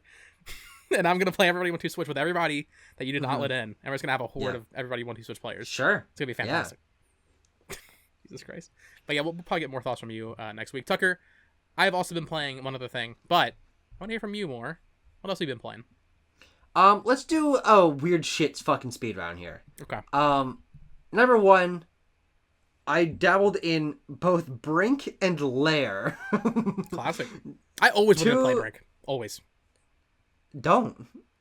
I thought when I was like 12 or whenever that game came out, I thought the cover art was badass. Thing. I thought the cover art was like the light blue. Yeah. Conceptually, it's like, okay, there's something going on here. Like, there's this whole world design of this idea of like some sort of like social class conflict and futuristic world built on this like the futuristic island that's got like a bunch of touristy things, and like the low class people are trying to escape and the guards trying to keep them in. And it's a squad based first person shooter. But believe it or not, the Brink servers are dead. So the only thing I could play was the campaign missions, which are designed for multiplayer. So it's you and a bunch of bots against a bunch of bots. And every bot is dumber than a bag of fucking rocks. And so I was standing on top of a staircase, and the enemies just kept running up, and I was just shooting them in the head, and their bodies were piling up on the floor, and I'm like...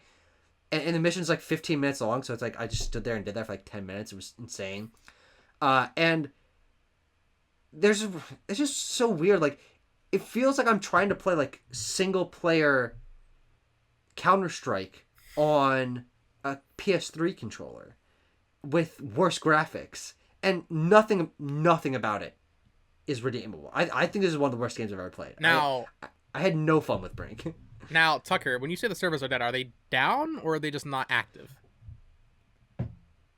Should we play Brink together? Do you have a PS3? I do have a PS3. It's hooked up. Do you have Brink? I'm sure I've gotten it at the bins before. Yeah. I'm sure it's down here somewhere. If you can find, but if actually, I should look this up. Yeah. If the servers are up or not, I feel like that's something that probably... Brink be played? You just look at Brink servers online today. Can you still play Brink? Someone made a video in January 2023. Brink online in 2022. Who developed this game? I know it's Bethesda published, right? But who's the actual developer? Brink game. Was it Machine? Was it a team called Splash Damage? Oh, I've heard of them. They made Maybe I've not heard of them. I see their games. I'm like, maybe I didn't hear about them actually. No, it looks like they helped with multiplayer in the Gears games. Yeah, Doom 3 multiplayer. And I mean, Gears as far as I can tell, Brink in a they made that Yeah, I remember that game. You've heard of Dirty Bomb? Yeah, that was like a big game. I don't know what this is. I remember. No, it fucking wasn't. Don't. Well, it was. I remember some YouTuber I used to watch was like super into it, and he was like, "I'm sorry, I'm not uploading my Dirty Bomb gameplay." And then Overwatch came out, and it completely died. Dirty Bomb. This is insane. Yeah. But Brink is bad, and Lair is better. I had more fun with Lair. For those of you who don't know, Lair is a very early PS3 game published by Sony that you ride around on a dragon, which is controlled by tilting around your controller to sort of show off the 6-axis motion control. And yeah, it's kind of just like a dog fighting. You're on a dragon, and there's like big scale battles, and that sounds it's cool. A really cool concept. No, yeah, it's a really cool concept. And for what it is, the game looks pretty damn good. I mean, it's got a nice lighting engine, and I was like flying over this big medieval city with like a sunset going on in the background, and like there was like I was like shooting down battleships down at the bottom, and they were like shooting cannonballs up at me, and there's dragons in the sky. I'm like, this is pretty cool.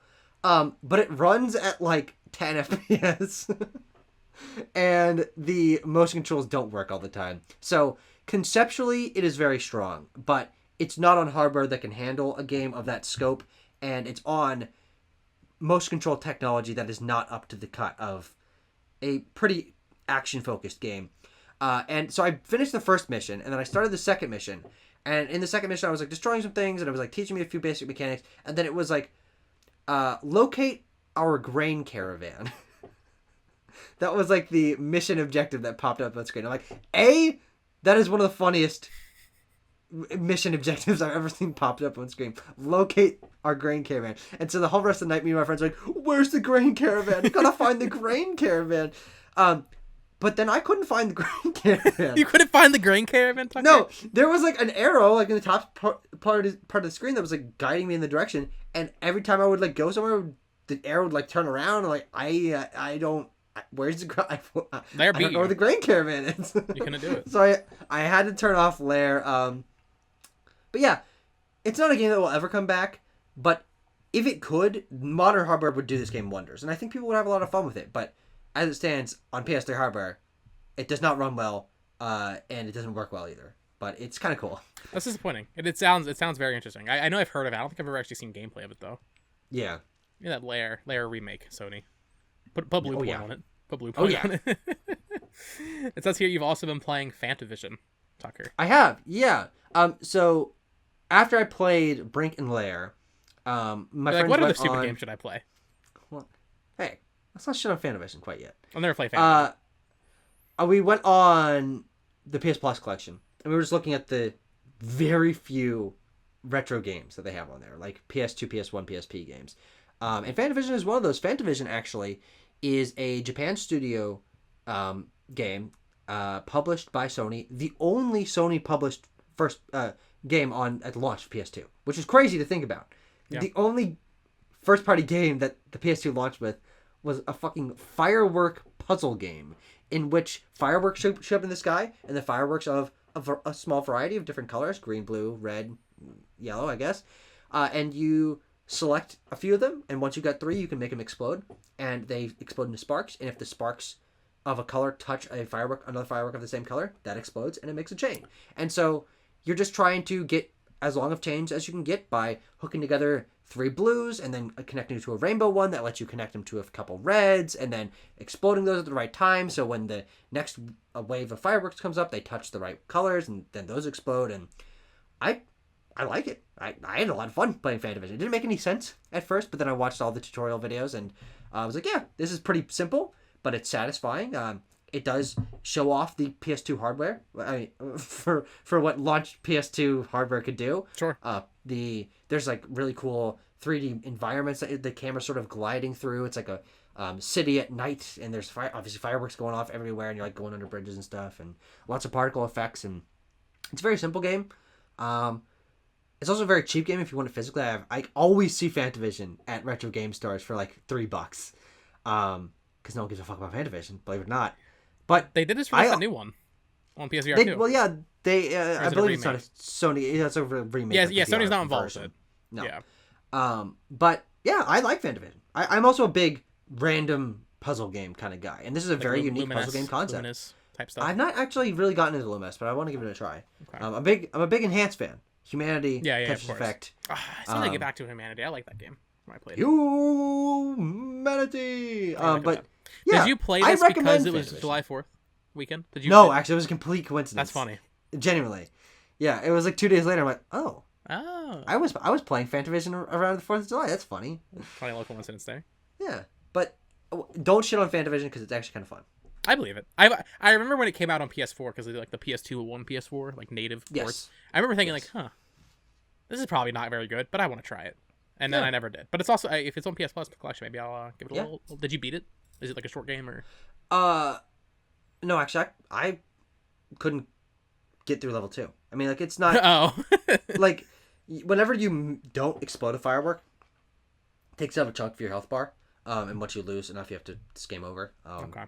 But I believe there are like 5 or 6 stages if you are able to get through a all. So it's like an hour and a half long game if you can get through all the stages. But I've played the first few levels like 3 times, and I don't have any like visions of grandeur to beat Fantavision necessarily. But it's a game I actually played like a little bit of for the last few days. So I don't know if it's something I'll stick with and like try to get actually good at, but it's a very satisfying game. It's got nice visuals and sound effects. I'm like, hey, I'm blowing up fireworks. Yeah. Which is not something I like to do in real life, but I like to do in a video game. Not a fan of fireworks? No. Nah, I never. There was a family. It's not that I don't like them, but yeah, I'm not spending money on that, bro. No, they're expensive. But there was a family that lives like across the alley from us. And they were setting off fireworks like right in the alleyway, and they were just like shooting into our yard and like going past our window, and we're sitting there trying to play Street Fighter or watch Mission Impossible, and it's like It's 2 annoying. a.m. and it's like, god damn, shut the fuck up. And people don't clean up after their fireworks. I went on a walk on the 5th of July morning, and there was just like people's big fucking fireworks displays sitting in the middle of the street. I'm like, someone's gonna run over that. That's like it's like a sizable cardboard thing that's just sitting there. They got the big daddy. Fucking take it inside. Throw it in your goddamn trash can. Come on. Yeah, I remember back when I lived with my parents, we had a German Shepherd who sadly passed away last year. But she would get so scared of fireworks. And ever since then, I would just be like, y'all are fucked. Don't be doing this around animals. You know? Yeah. And we looked pretty. I don't know what our we cat didn't was even doing. we didn't She even live was like hiding. in a neighborhood or anything. We were like pretty out in the middle of nowhere, but they were still loud enough that poor dog was just whimpering. I feel bad for anyone who has a dog. I feel like cats don't really care as much. They might get a little skittish, but dogs for some reason just really lose it at fireworks. Tucker, it says here I saw you throwing shade. I didn't like this. So New Super Luigi U, you're playing that. You don't like that I was throwing shade at it? Well, you're throwing shade at the graphics. And I think, these games are ugly or whatever. I don't like I don't know if I want to say they're ugly. I don't know if I want to say they're ugly. I think they're just sterile. It's the age-old New Super issue. However, I'm not sure what you think about the gameplay, which I'm excited to get into your thoughts on. I think New Super Luigi U is actually one of the better ones of these games. It probably is, yeah. I actually enjoy it. What do you think of it? I played through the whole thing with 4 people, which is not the way to play. That completely New Super changes the Luigi. context of a New Super Mario Bros. Game, yeah. Well, especially for New Super Luigi U, which is intentionally a more difficult game. The difficulty level is significantly higher than other 2D Mario games. And the levels are also a lot faster. So when you're playing with people that don't really know what they're doing and you're running into each other, I had fun with my friends because the entire time as we were playing the levels, we were making up a backstory for Nabbit about like how his mom left him and like he's had some trouble with drug abuse in the past. I feel like Nabbit's a piece of shit. We came up with like a 3-hour long Nabbit You should make that lore doc. Yeah. I don't know if I want some of that to be on the internet. Oh no. It went dark. It went dark, man. Nabbit's fucked up. That's what Nabbit does to a man. But I think that while I had fun with my friends because we were goofing around during it, I don't really find the gameplay of straight up 2D Mario to be particularly compelling. The level design is just usually fine, but it was equal parts fun and frustrating, and so it just kind of balanced out to me. It was like, okay, this is a mediocre experience, but because I don't like the way that it looks, I think it's like so flat and simple and like no lighting engine and like no personality. I'm like, I don't care about this. Like I finished it. We finished the fucking game. We beat all the goddamn levels. They're short games, yeah. But I don't know. I'm just not a New Soup guy, and I'm really hoping. Frankly, I'm not really a 2D Mario game guy. The only 2D Mario games that I have any particular personal reverence for are Super Mario Bros. 2, the NES game, and Super Mario Land, the Game Boy game.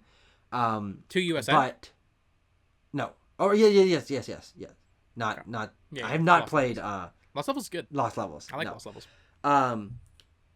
But those are the ones I have any personal reverence for. So I'm really excited for a fresh take. I mean, Mario Wonder, I was already excited for it, but now having recently played a 2D Mario game that I don't care for, I'm like, this could be something very special for me to like really enjoy and get invested in a 2D Mario game. As many people have over the years. I'm just not one of them.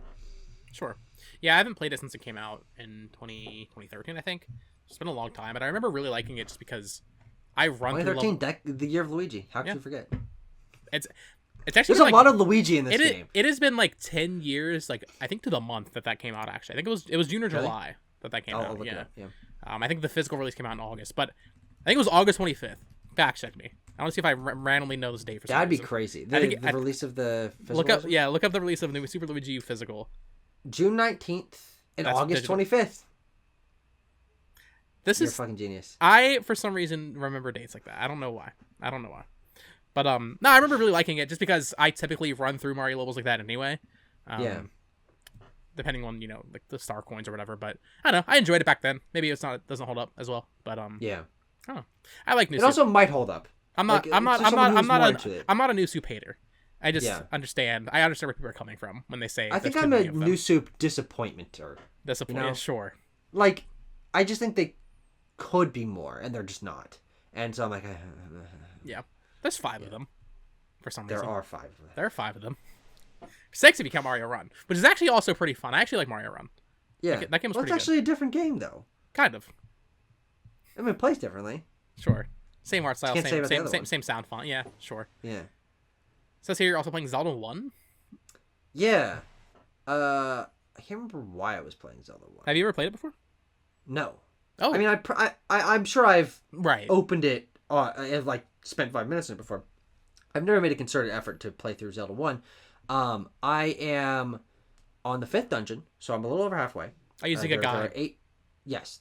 I am absolutely using a guide. Okay. I have the hand-drawn game guide that I bought on Patreon a couple years ago. This guy that does PDFs of guides for old games that are with his hand-drawn art style and are kind of like a guide that's also like an adventure manual. It's like, it's from like Link's point of view, and it's talking about how he went to the Lost Woods and then found a torch and then did something with the fucking bokoblins or whatever.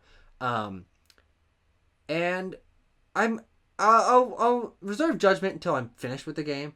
But with the guide, I don't feel like I have to do anything. With the guide and also rewind.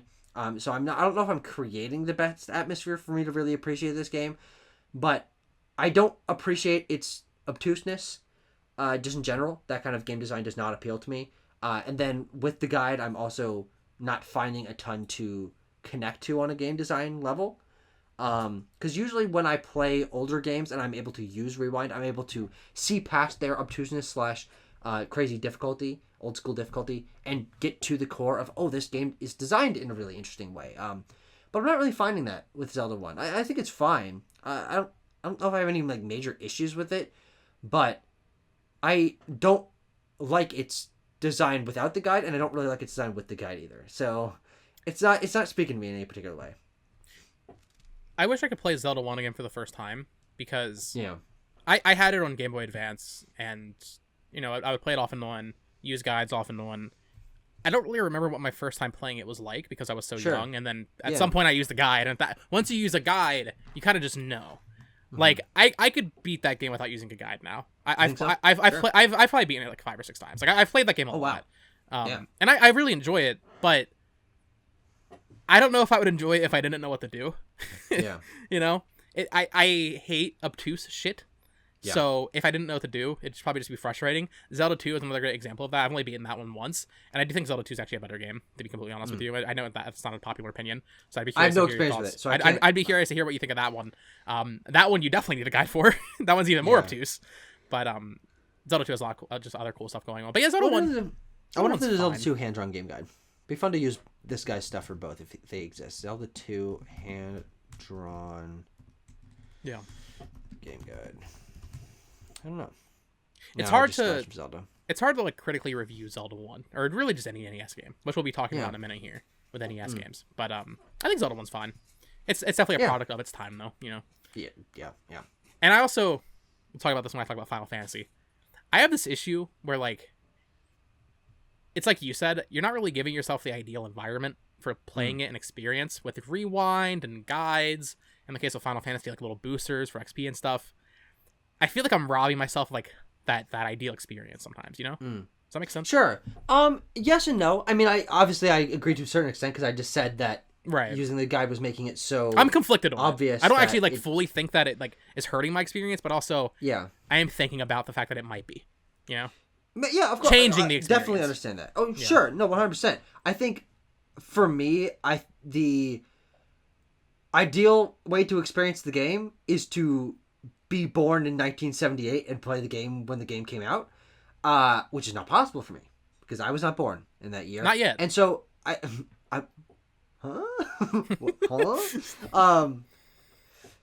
But because that ideal experience and the experience of the people that love it most is largely based in that old school gaming culture, talking to your friends about it on the playground, not knowing what a Triforce is, or that Ganon's going to be the final boss. Like, or I guess some of those things might have been described in like the manual or whatever, but the mysteriousness of Zelda 1 is impossible for us to recapture because that game is default as in terms of game knowledge. Like, yeah, it informed so many game design choices and has a series of games that you and I have played multiple games in that sprung out of it.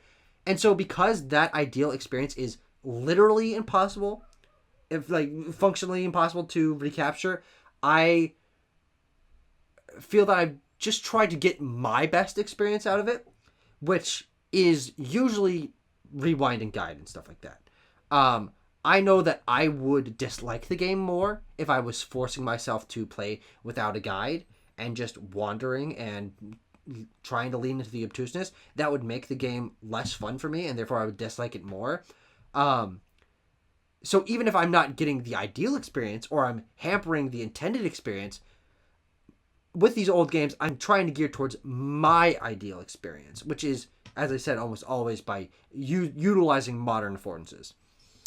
Yeah, and I guess this is a good segue into what I've been playing, and then we'll talk about the final thing you played. Because, Tucker, not only did I beat Final Fantasy 1 this week, I beat Final Fantasy 2 as well, and I'm halfway through Final Fantasy 3.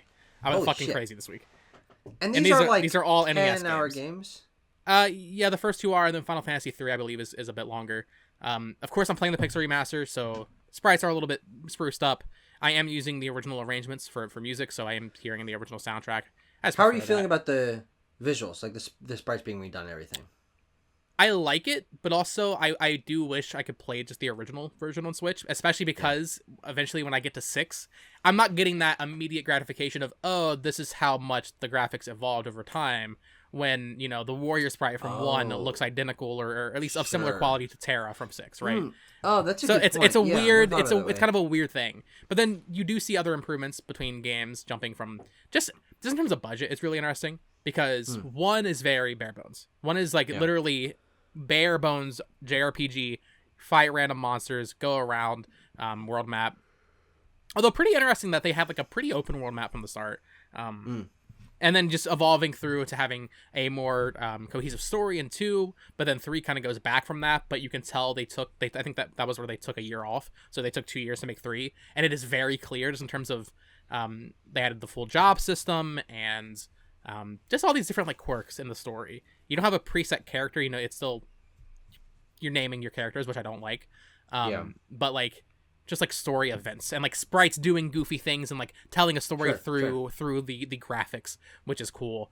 I really like all of these games. I wasn't expecting to. We've been talking about like when I was playing Yakuza, like I always want to like each year get some stuff off the list. Of course we were talking about 16 and I still need to play 16. I only played like 30 minutes of it this week. Because I was just like, you know what? I got my pledged copy of Final Fantasy Pixel Remastered a few weeks ago. I was like, I'm just gonna finally open this up and just play it. And yeah, I just kind of went crazy with it. Yeah, you did. We were talking about though, like changing the experience. Just for full disclosure, turning off random encounters. I think this should be a standard in every JRPG. But I do feel like I'm not getting the full, like, this is Final Fantasy 1 or this is Final Fantasy 2 because I'm doing that. When I go into a dungeon, I'm not really worrying because I'm just turning it off.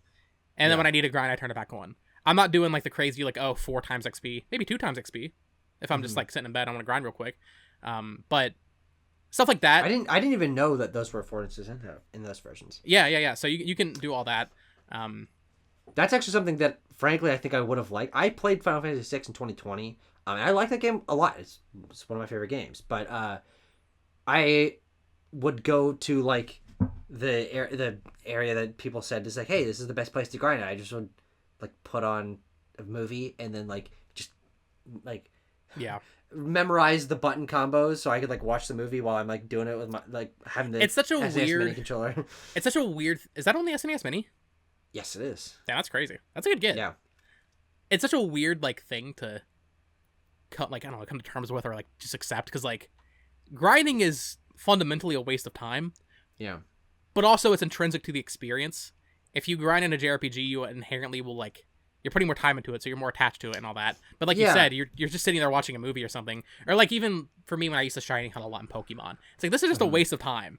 But you're creating a memory with the game by doing that. That's something I was thinking about the other day, talking about using rewind or using things like experience or turning off random encounters, or fast forward. Because I wish these had fast forward. Oh, they don't. They don't. I think all of the PS1 era Final Fantasy games have those. Yeah, I know 7 ports does on Switch. Yeah. Yeah, I think also 8 and 9. I would imagine. Yeah. Yeah. So I've been thinking about playing those because I own both on Switch. When I'm finished with 16, as we'll get to, I'm going to talk about 16 in a minute. But I want to go back to 7 because I played like 66% of the way through 7. So I think I'm just gonna like turn on all the affordances and just like get through the story because I want to know the story of Final Fantasy 7. So like I feel like that's a thing I should know as a video game player. But thinking about the idea of like skipping the grinding and stuff, part of the reason why Final Fantasy 6, the music especially, like clicks something in my brain is because I heard that fucking battle theme 4 bazillion goddamn times in my life. Yeah. And I went on to Setzer's ship and heard the airship theme 20, 30, 40, 50, 60 times. And of course that would all be decreased. I think on a very subjective level, I'm willing to make that sacrifice because especially with something like characters or music, those are things that I can build attachment to external to the grinding. I can go watch a recap of the story and learn about the characters through the lens of someone else's eyes. I can just put on the Final Fantasy playlist and then just like listen to it again, like, oh yeah, I remember that, and like build up that connection. Otherwise, I don't like when games are padded with extra length. So when I eventually get around to playing the older Final Fantasy games, I'll probably use 4 times experience. I don't give a fuck. Well, that might be overkill. I did 2 times experience like a decent amount of time in all 3 of these games so far, and there were a couple times where I was like, oh, I'm a little underleveled for this boss, or maybe my class setup isn't the best. Sure. 4 times I think might be overkill. It might be. But also I'm only playing these games for stories, so I don't give a fuck about the combat. So yeah, anything that lets me skip the combat. Fair. I definitely auto battling a lot. Because there's like just an auto battle button. There's an auto battle? Yeah, it doesn't like, it's not like the AI is like, oh, I should use magic here. It just keeps using the same commands you put in. So if I tell a mage to use Fyra, it's going to keep using Fyra until it's out of, MP. Sure. But also, I know, because I've been watching a lot of like Final Fantasy retrospective stuff, it didn't used to be this. I did the same thing. Dude, whenever I love getting fucking just hyped up on something and just watching a bunch of essays. Yeah, But I guess with the original version of Final Fantasy, it didn't, like, if one of your characters kills an enemy, but you had selected your other character to attack that same enemy, but it's dead now. In the original versions, it would just attack nothing. In these pixel remasters, it goes to the next enemy though, which is just such a good quality of life change. Yeah. So I love stuff like that. But talking about the games more individually, Final Fantasy 1 is, like I said, pretty bare bones RPG, but I like the story. I think it's actually pretty good. I didn't realize. I know a little bit about it. I didn't realize that Stranger of Paradise game was actually just Final Fantasy 1. I didn't fully realize that. It is just, you're dealing with Garland and fucking killing chaos. It is just that game. Yep. And time travel is even part of the plot. And it's also just interesting to see the roots because I think for me as someone who has been more involved with like 13 onwards and then kind of has some information on like 7 to 12, I view Final Fantasy becoming more like futuristic sci-fi. I associate that with 7. I know 6 has a lot of that, but I mostly associate that with 7. There's robots in Final Fantasy 1. Like that was very early in the DNA of the series. But then there's also a lot of stuff that's missing. You don't have chocobos in this game. There's not like an engineer named Sid. Yeah. That kind of stuff. Like these tropes. But then you have that battle theme and all these iconic themes. Music's fucking great. I don't know if I know the Final Fantasy 1 battle theme. I might just somehow, but they reuse it in 2. I can tell you that much. Well, I don't know if I know the Final Fantasy 2 battle theme either. And that's another interesting thing for me coming into this as someone who put like 40 hours into Theater Rhythm Final Barline earlier this year. Listening to these tracks and hearing the context for which they come from is awesome. Sure. Maybe it would have been better had I, heard them for the first time during this, but that's just been very cool. Maybe. Like, hear it, like knowing the song and then putting it to the game is just kind of cool. Because I remember playing through 1 through 6, I was like, really 1 through 3 especially, just kind of all sounded the same because it's all Famicom games, right? So Final Fantasy 1, pretty good. I like that a lot. Final Fantasy 2, Tucker. I don't know if you are too familiar with like the fandom like viewing of these games. Final Fantasy 2 is considered the black sheep. People do not like Final Fantasy 2 of the series of the series. Oh, the whole series. Yes, but there's so many outside of maybe people like 13. Say that about. Okay, I guess guess it's easiest to say of the original 6. We'll say. Sure. Okay. Because they fucked up the battle system. I mean, 16 is now a black sheep. 13 was a black sheep. 15 might have been a black sheep. 16 is not a real black 11 sheep, and 14 are also kind of black sheep when you think about it. 16 is not a real black sheep because it's not a real Final 12 Fantasy kind game. of a black sheep. But Final Fantasy 2, they really changed the combat system and did this really interesting thing that I from what I read, Saga went on to do, the Romancing Saga series. Sure. You don't level up your characters. You level up their like their physical attack. But if you level up their physical attack, they will lose their magic stats and stuff like that. It's very weird. You basically level up one thing. Per character? Yeah, for each character. Yeah. Very interesting. Very breakable from what I played. If you just raise your evasion to fucking 100%, you win. You just win. So this game was very easy. However, I have to say, Final Fantasy 2, and I don't think the NES has a great library by any means. It has an iconic library, but I don't think there's many games that really hold up to the test of time. I would agree. Mega Man 2 is probably my favorite NES game. But, Mario 1 and 2 is fantastic. I'm not a huge Mario 3 fan like a lot of people are. Zelda 1, which I enjoy, Zelda 2. I think Final Fantasy 2 might be my favorite NES game now. Ooh, I was shocked specifically by the story. This game actually has a really good story. In fact, when did this game come out? Like 88, I want to say. Yeah, I don't know. Final Fantasy 2 might be like the earliest game with like a truly great story, in my opinion. The story and characters are very captivating. Firion. There's all these themes about war and depth. There's like on-screen character deaths, which is crazy for an NES game. And like, it's all, relative to the fact that it's an NES game. You have to put yourself in that place and envision these sprites as like real people. Of course, But like, places get destroyed while you play the game. You can't go back to certain towns. The music will change, like be more somber. Shit like that for an NES game, or for Famicom, because this game never got localized. Very impressive. I was actually kind of shocked with this game. Final Fantasy 2, fantastic. I really like it. Which is just surprising to me, knowing for the past 10 years that it is considered the black sheep, right? Coming into it. Even the gameplay stuff, like I said, I still enjoyed that. And you got your chocobos in there for the first time, your theme Sid for the first time. Very good game. I actually really liked it. Cool. The final area, also sick. The final boss and all that. Great characters. I really want to get the Pixel remasters. I just don't know. But the collection's what, $80, right? Something 75. Like yeah. 75. That's a lot of goddamn money. It's also 6 games. Yeah. Well, no. Yeah, it is. But it's also 6 NES and Super Nintendo games, which would be easy to emulate, but the optimal experience is probably playing through the Pixel remasters with those affordances. Does the collection ever go on sale? I mean, maybe it's too new to know. I can't imagine. I think they do on sale on Steam, so I would imagine they probably do eventually. Okay. Or they will eventually on Switch and PS4 and all that. You can also get them on Steam Deck. Because they've been out on Steam for a while. I have my Steam Deck right here. We actually have a question about that later. So yeah. Oh yeah. Well, I'm interested to get to that. Yeah. Yeah. But so Final Fantasy 1 pretty good. Final Fantasy 2 actually fantastic. I really like that. And then Final Fantasy 3, which I think I'm like halfway through. Disappointed because the world they set up and the story is solid, but it goes back to the no-name protagonists, which I never like. I really don't like that in games. No, I get it. I'm supposed to put myself in there. I just looked up because they actually remade this on DS and they gave the characters names in that. Yeah. I just named them, like the stock names from that. Exactly what I do every single time I play a game with a unnamed protagonist. I'm like, okay, the fandom, even if it's not the developer, the fandom has definitely come up with a name for this character. So I will give them this name. Like, oh god, what? Ooh, Frisk, the Undertale character. Like I named my character Frisk. Yeah, of course. It's like that's Frisk. That is Frisk. Exactly. Because I want to be able to like associate a name. The Persona 5 protagonist is not officially named Joker. Or what's his actual name? He has he does have a Japanese name, and I named him that. Yeah, of course.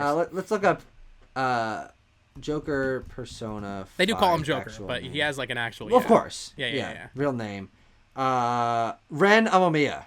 Yeah. And I definitely named my Joker Ren Amamiya. Yeah, of course. So yeah. He's a person. He has a fucking name. Yeah. So yeah, I never liked the no-name protagonist stuff. So it definitely takes me out of the story a little bit. But the world they're setting up, I also vehicles in Final Fantasy are fucking awesome. Like the flying airships and the boats and the canoes and all that. There's a lot more of a focus on that in 3. And also just the world design is interesting. I didn't realize when I was playing 1 until like towards the end, or maybe it was 2, I can't remember which one because I'm playing them all back to back. You can it's one of those games where you can just scroll to the left and then pop up on the right of the map. You know what I'm talking about? So you just end up on the other side. Fucking Pac-Man? Yes. Sure. I was very surprised by that. No, it's not. Okay, Pixel Remaster Bundle is not on sale currently. Basically, literally every other Final Fantasy game is. Okay. But nothing in the... Yeah. Okay. You might have to wait a while. Or you could just buy them individually and, play them as you go. Yeah, they're $18 each. The early ones are only 11, I think. 12. Final Fantasy 1, 2. No, they're... You're right. 1 and 2 are 12 each. Okay. That's interesting. Yeah. They're lesser games, I guess, in their mind. I don't know. I don't know, man. But also, I have... Yeah. Bo, I have a lot of fucking Final Fantasy games to play. Like, if I want to really get into Final Fantasy, I have access to 7, 8, 9, 10, 10-2, 12... I have all of them on Switch 13, now. 15, 7 Remake... So and I cannot have access to the older I cannot wait to hear your thoughts on 13. I don't know when that day will come, but I'm excited to hear about 13. I'm gonna replay 13 because I was very hard on that game when I played it, but I think I low key. 13's only like $7. I think I low key might love 13 in hindsight. But yeah, final thoughts on 3. Very good. Like the map design. It's kind of like it's almost like more linear at the start. There's also a lot of like goofy shit where you're like turning into like a little frog, like some Minish Cap shit. Pretty good. Fun. Cool stuff. So yeah, I'll probably finish that by next week. I don't know if I'll start 4 right away. I might take a break. Finishing Famicom games, take a break, come back to the SNES ones later because they're also going to start getting longer. These NES games are much shorter. I think it took me like 8 hours for 1, maybe 10 to 12 for 2, and then I'm like 8 hours into 3 right now. I think I'm like halfway through. So they're definitely getting longer. So won't be able to blitz through them as much. But been very nice just finally getting to these because they have been on the list forever, and I want to play a remainline Final Fantasy game at the very least at some point. So do I. Yeah.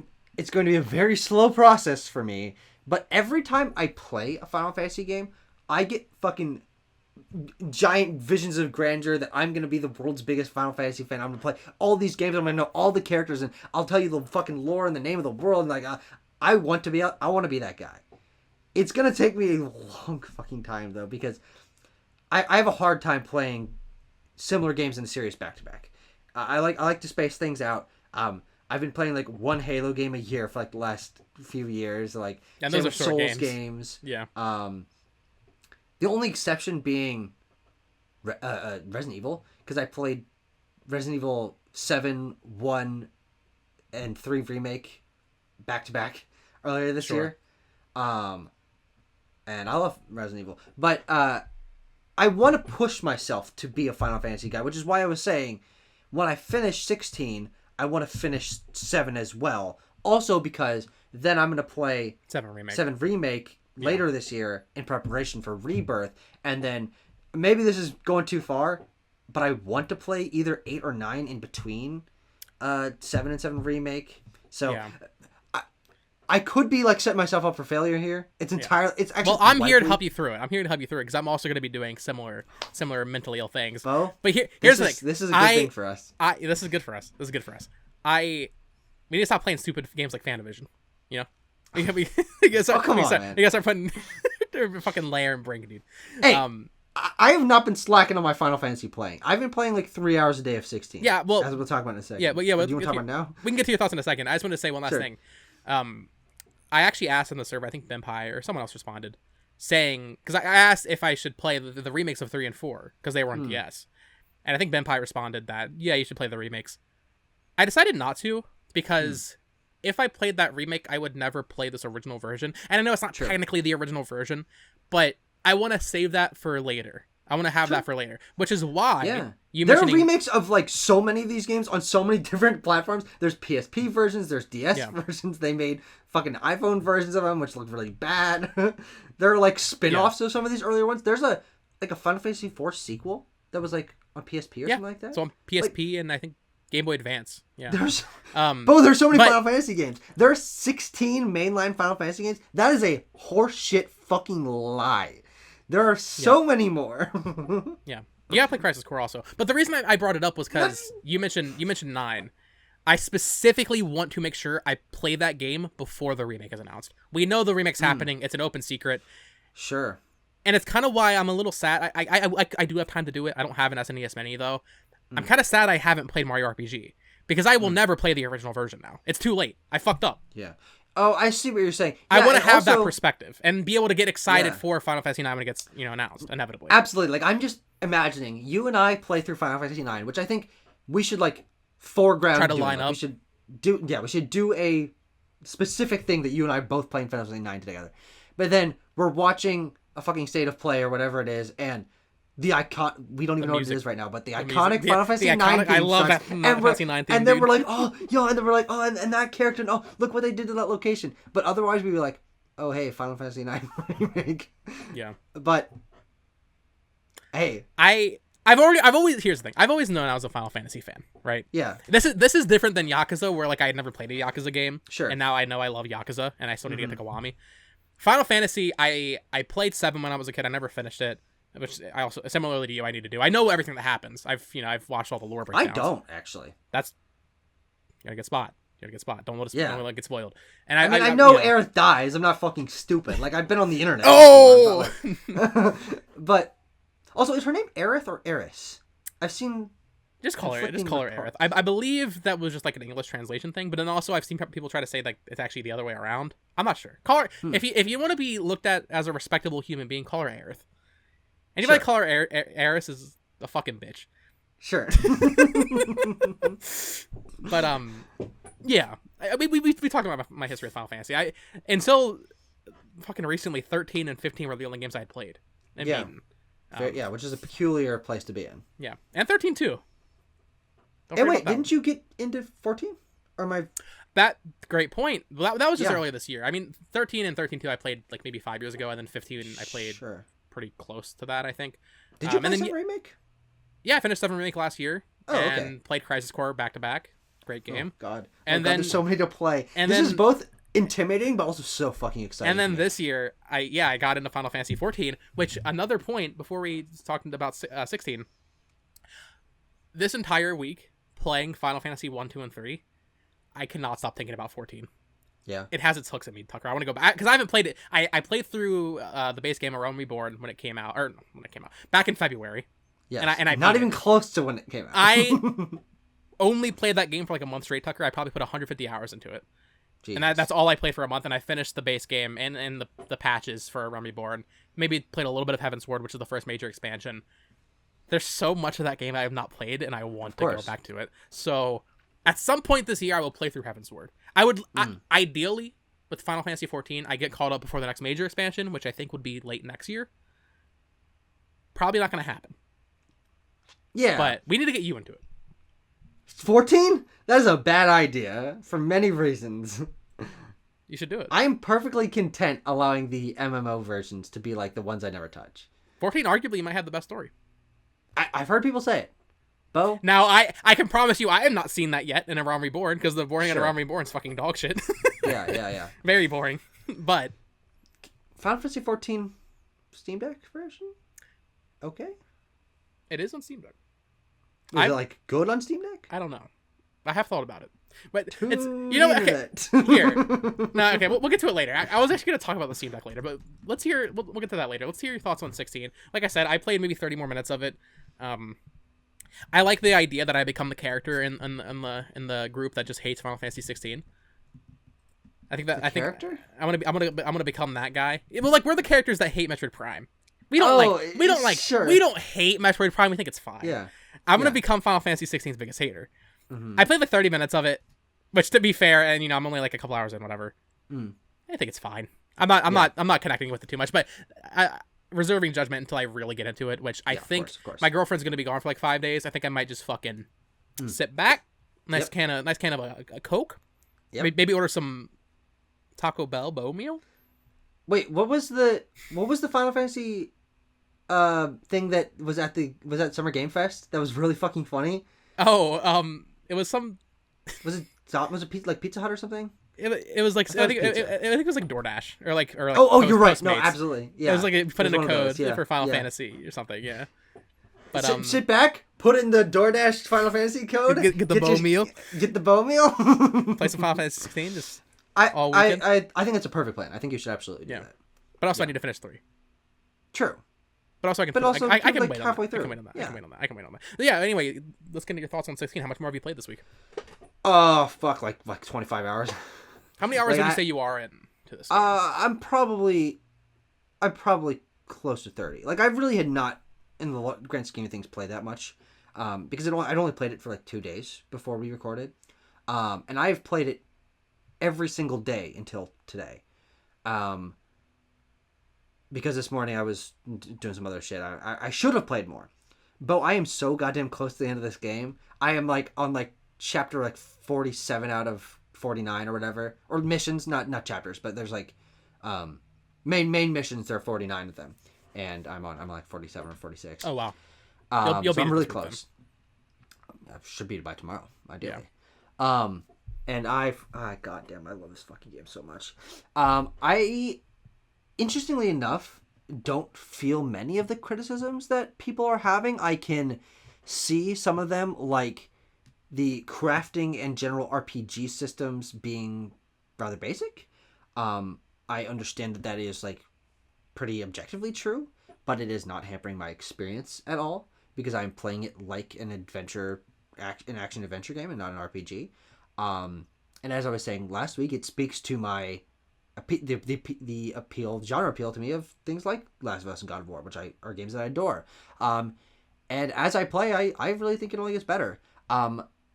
The story continues to only get more interesting. More side characters are introduced and fleshed out that make the lore concepts more interesting. I'm getting to a point, or I got to a point a number of hours ago, where more large-scale sci-fi fantasy bullshit fucking guy from other realm power horse shit is getting introduced, and I know people don't like that, but I'm a sucker for that shit. I love when there's a fucking crazy sci-fi twist and there's a demon from another universe that's actually the cause of everything.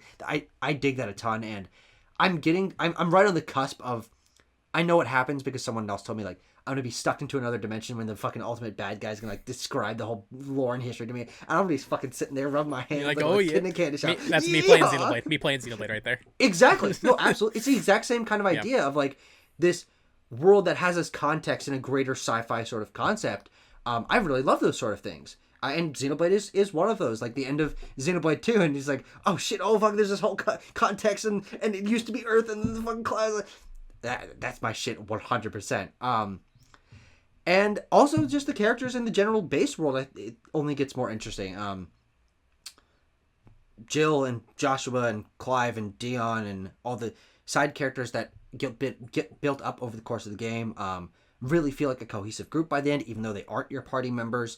I really have come to care for them, and one of the specific reasons is because I've been doing a solid amount, I've been doing all of them, but a solid amount of the side quests, which are basic mechanically.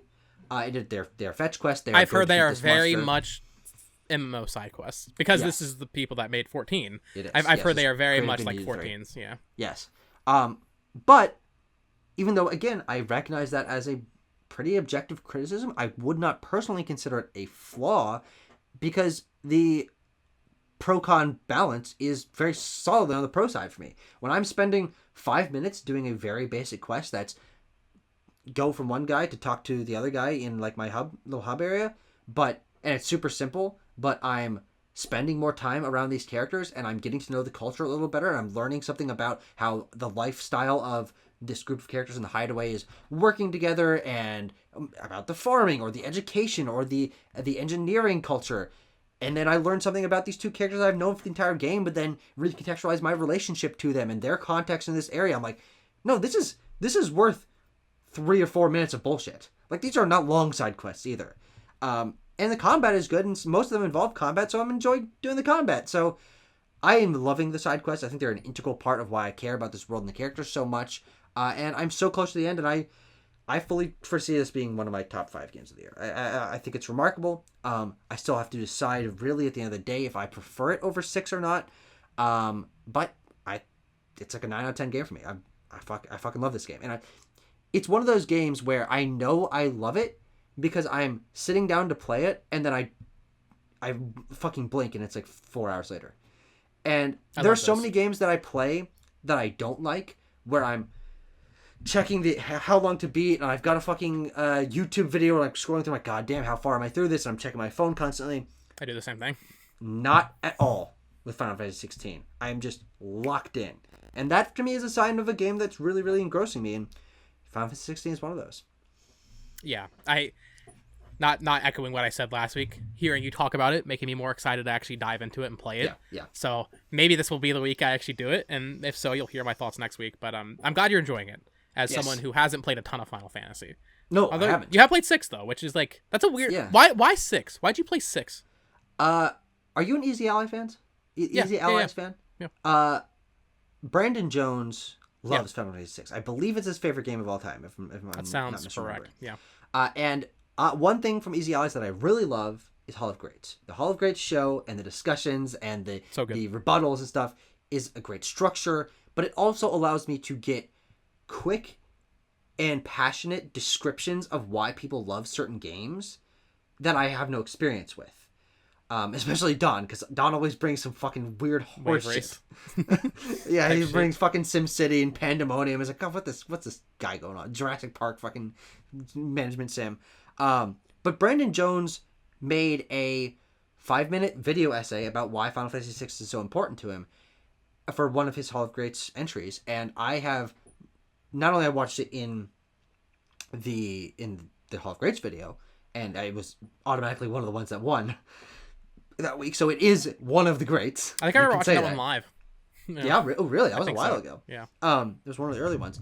But I've also gone back and rewatched that video many times because it's just a really good example of quick video game video essay, editing, music, storytelling, personal story. And I remember watching that and be like, I gotta at least give this game a try. I mean, it seems he loves it, and I might as well just hop in. And basically, apropos of nothing, I plugged in my Super Nintendo Mini, and then for a week, that's all I played. And I got really into it, and I love the characters, and I love the music, and I love the world, and the story, and Kefka, and all this shit. It's like, yeah, Final Fantasy VI is like a really weird thing for me to be into, but I was. So, your only experience is you played 6, played 66% of 7, and then now 16? Mm-hmm. Tucker, I think you love Final Fantasy. I think you need to play all of them. Yeah. Yeah.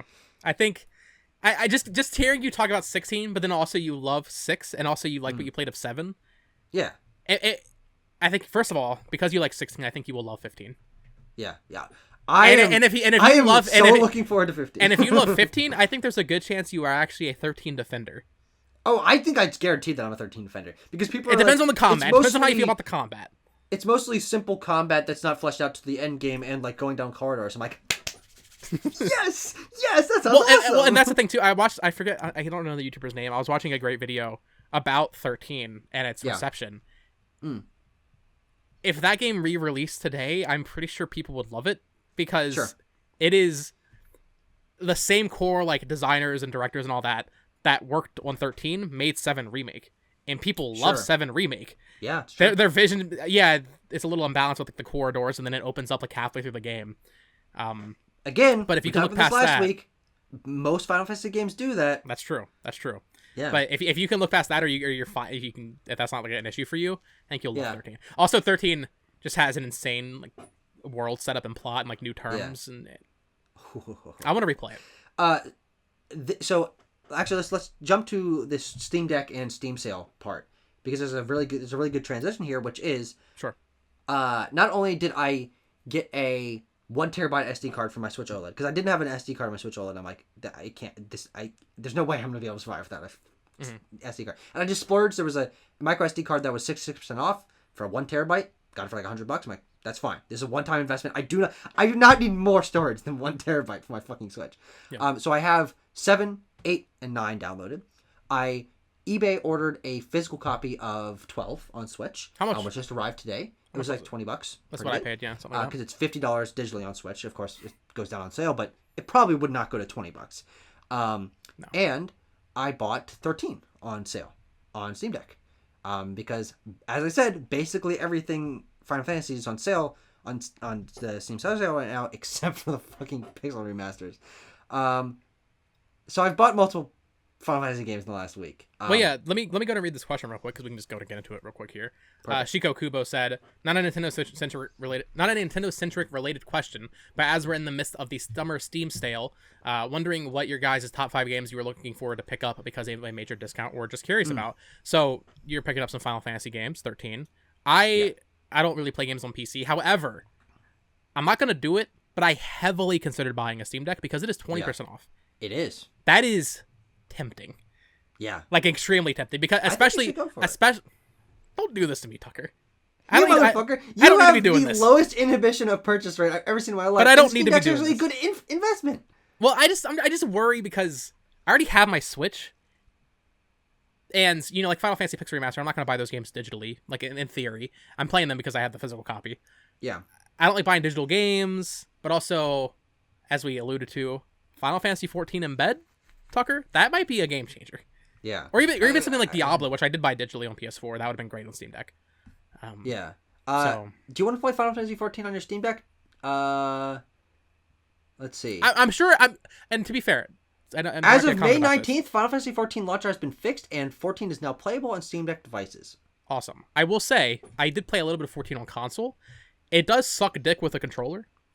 But I can look past that. I think I played a good 20 hours on PS4. And like, yeah, it was, or PS5, but it was cumbersome, but it's fine. For doing like side quests or like grinding out your little jobs or whatever, might be okay. Yeah. Yeah. So yeah, I don't know. In terms of picking up other games, I'm probably not gonna pick anything up. But I think I have 4 days to decide if I'm getting a Steam Deck. Is that when the Steam Deck sale stops, or because the Steam Summer Sale doesn't stop for a week? That's when the Steam Deck sale stops, I believe. Gotcha. It's like July 11th or something like that. Yeah. Are you gonna pick up anything else other than Final Fantasy? Yes. Well, I already have. Yeah, I think you actually mentioned it last week, didn't you? Yeah, I got Pizza Tower. Yeah. And which I played a little bit of last week, and I have not played more since. But I'd like to get around to getting more into it. Which is $15 right now, which is a pretty good deal for a game that came out in January. And I also, so yesterday to prep for a video that I'm working on, I was doing research on Game of the Year nominees at the Game Awards.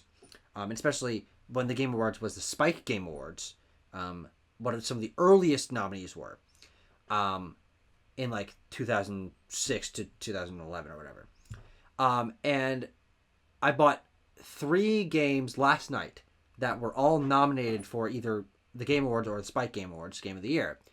Games I'd never had an experience with before, and were all like under $10, so I'm like, it's fine, whatever. I got the Fear collection. Because Fear, I've always wanted to play those. Fear cannot be bought on its own on Steam. It can only be bought in the collection. But the collection is all 3 games for like $8 right now. So I'm like, sure, fine, whatever. I got a little bit newer game, but Shadow of Mordor, which is like $5 right now. It's not a game I expect to get to like spend a ton of time with, but I at least want to dabble in it a little bit. And a game that I got and I started last night, but I because I'm so early into it, I didn't really want to spend a huge amount of time talking about it today, which is my very first Telltale game, The Walking Dead, Season 1. I'm excited to hear your thoughts on that next week. Which I got for like $4. I have never played a Telltale game, and I've never seen Walking Dead, so I have no context I've never for this seen game. Walking Dead. Wow, that's crazy. We've talked about that. Yeah. You don't watch. We also don't watch TV. Yeah. So there's that.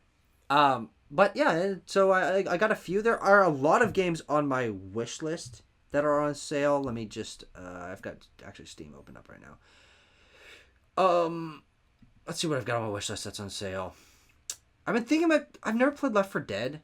Left 4 Dead 2 is 99 cents. It's always 99 cents, but that's a game you need people to play with. Yeah, that's and I know that. So I'm like on the edge about getting it. It is only 99 cents, and so I might be able. You can buy like the entire Valve catalog for like $20. Oh, and you've been able to do that for like 15 years I did it in 2016. Yeah.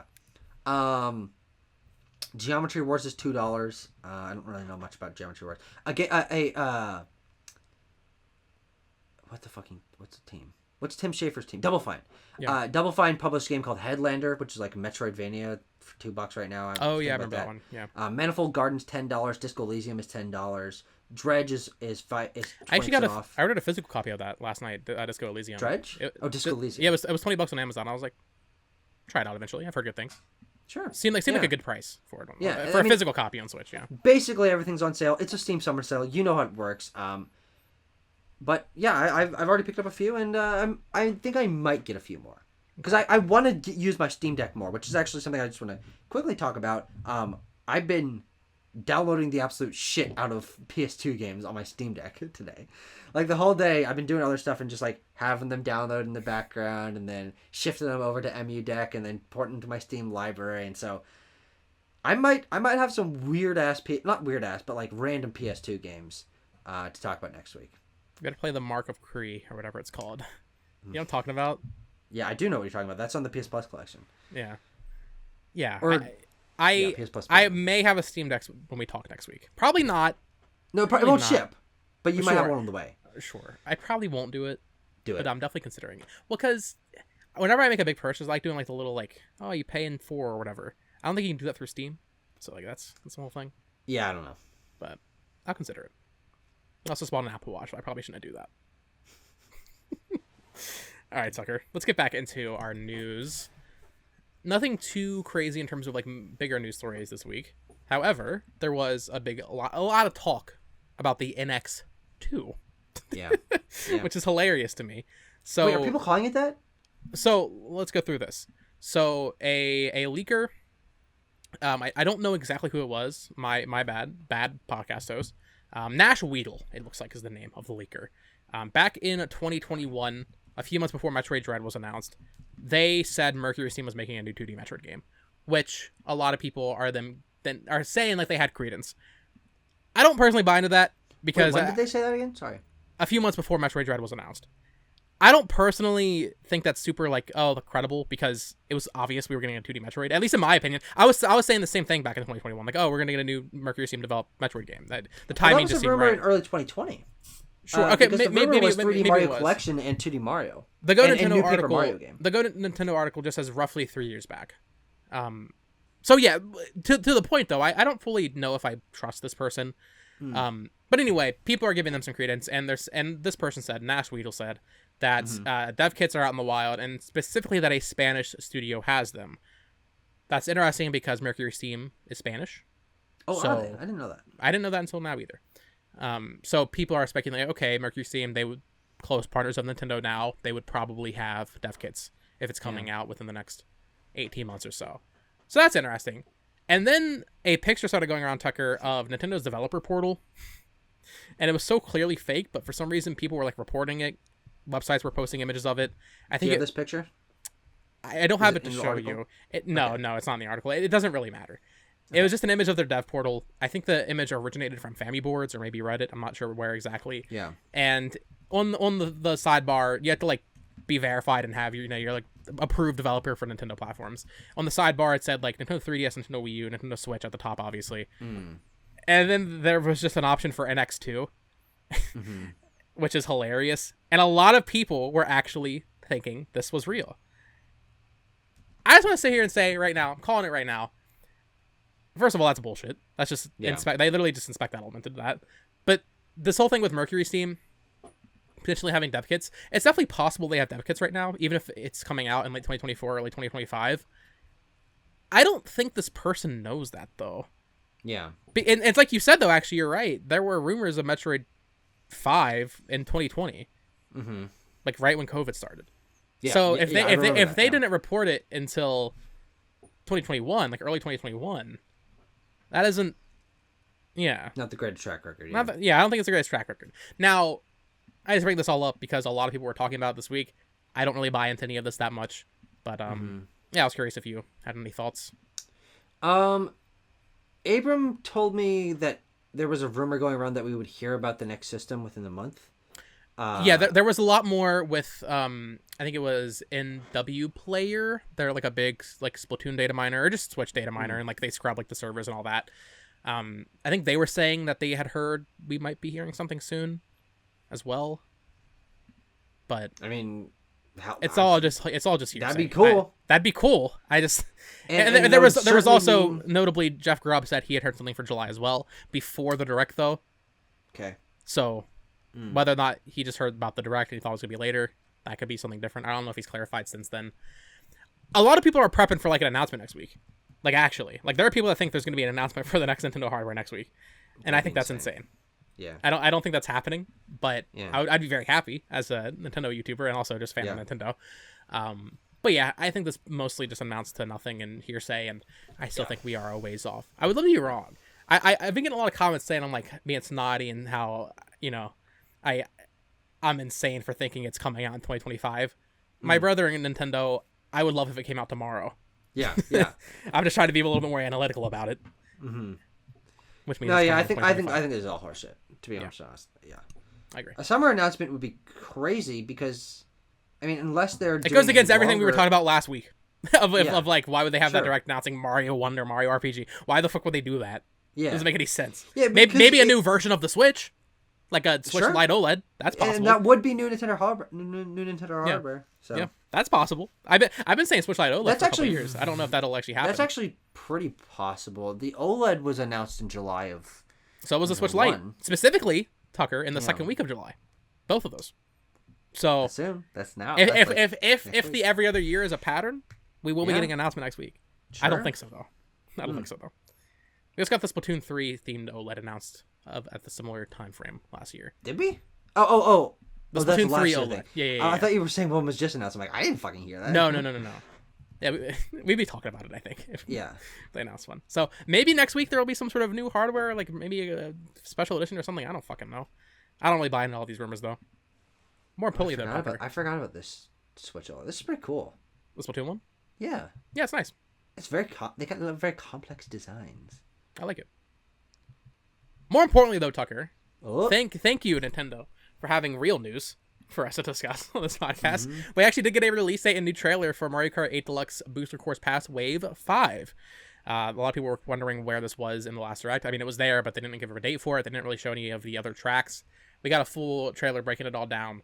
So it's releasing on July 12th, so by next week's episode, it will be out. Very nice. I like Nintendo when they do these very quick announcement to release things. We're getting the Feather Cup, which includes Koopa Cape. That's a fat dub. Koopa Cape from Wii is fantastic. Los Angeles Laps from Tour. Moonview Highway from Wii. That's kind of whack. And Squeaky Clean Sprint. That's the new track that they showed in the Direct. And then the Double Cherry Cup is Athens Dash from Tour. Daisy Cruiser from Double Dash. Fantastic. Sunset Wilds from Game Boy Advance Super Circuit. Fantastic. And Vancouver Velocity from Tour. Are you a Super Circuit guy? Sunset Wilds is just a pretty track. It's just a good looking track. I hate Super Circuit. But it's like a pretty aesthetically pleasing track. Sure. So yeah, finally getting this new wave of DLC. Actually, a little bit sooner than I thought. I thought the fact they didn't show the date meant that it would be like later in July or maybe early August. Yeah. They could have given us this date. And frankly, they also could have given us what the other fucking tracks were. I think that the rollout of this is bizarre. Like, is it better that they waited 2 weeks to tell us what the other tracks were other than the new one? No. It's what I was saying when we were talking about this, I think after the Direct. They want to have those marketing beats. Yeah. It's the same reason I think we didn't see the Splatoon DLC. I still think that Splatoon DLC is coming out this year, but they just want to have something else for the summer before the next Direct. And now we have this, and then next week they can tweet about it, and then maybe the week after that we'll get maybe like a Pikmin 4 Direct happen or something, and then that'll lead us into August, and then we'll get in the indie world in August as we always do. I don't think there's going to be a Pikmin Direct. I don't think so. I just don't think there's enough information about that. I agree. Yeah. And then, September we'll probably get another Direct, so... It's crazy to think. They want to announce another Pikmin spinoff. Crazy to think we're actually only 2 months away from the next General Direct, Tucker. I feel like we waited so long for that June Direct, even though it was only 4 months. But we are really only 2 months. If we're getting one in September, it's only 2 months away. That's like no time. Yeah. Be here before we know it. What if it happens during PAX? I will kill myself. I'll be so unhappy if it happens during PAX. Ooh, has that happened in the past? No, it's usually the second week of September. Last year was actually I think it was like later September. It's usually just the week before TGS. I think TGS is late in September this year. So yeah. But yeah, now last week I talked about how there was a Bandai Namco little event happening. This one's a personal one for me. They didn't announce much. They showed a new trailer for the Naruto game. Still no release date. Sad. They actually talked about Bot and Kaidos for like 30 minutes for some reason, which is hilarious. Really? Yeah, it was. People were disappointed because they thought it was gonna be like a showcase. It was a panel. It was the Comic-Con style like Q&A type of panel. I think you mentioned that last week. Yeah. So a lot of people were expecting to be like a showcase, highly edited. We're going to get trailers for the new Dragon Ball Z game, which I did expect and we did not get. But we did get a new game announced, Jujutsu Kaisen Curse Clash, Jujutsu Kaisen, pretty dang popular anime and manga these days, Tucker. This is the first major console game for this franchise. I think there's a mobile game. This is being developed by Biking, the people that made the My Hero 1 Justice games. I think it actually looks pretty dang good. I love me some anime games. I see so much negativity being like, oh, another arena fighter, another 3D arena fighter. I don't care. I think they're fun. So like, if I just get to experience this property more with what is already, I think, a pretty good gameplay system set up with like the Naruto Storm games, I'm happy. So, just said coming soon, but coming to Switch also worth noting. This is a Nintendo podcast. This actually feels like something that would not come to Switch. So I'm actually happy. It is coming to Switch day and date. We just don't know when that is. Have games like this not come to Switch in the past? They're usually delayed. Or not delayed, but like they come later. I think we talked about this before. Demon Slayer came out 8 months later. DBZ Kakarot came out like a year later. Same thing with Dragon Ball FighterZ, the Naruto Storm games. So the new Storm game, day and date with Switch.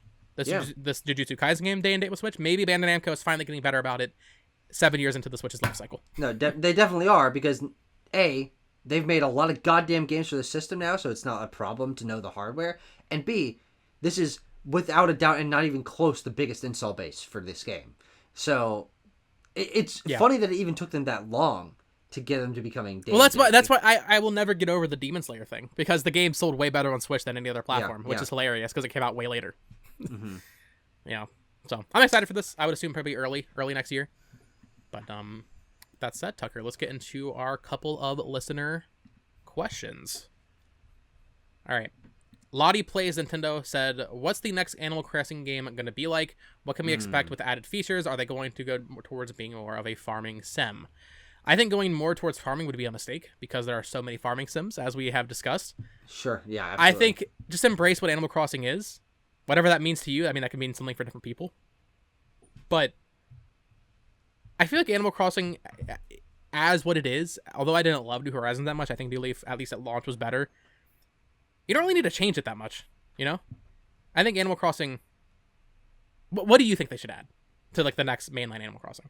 I would really like to see there be some sort of expansion to, like, city stuff. Sure. Because we have city folk, and frankly, I don't know what the city aspect of that game really is. I think it's just, like, the shops are all up there.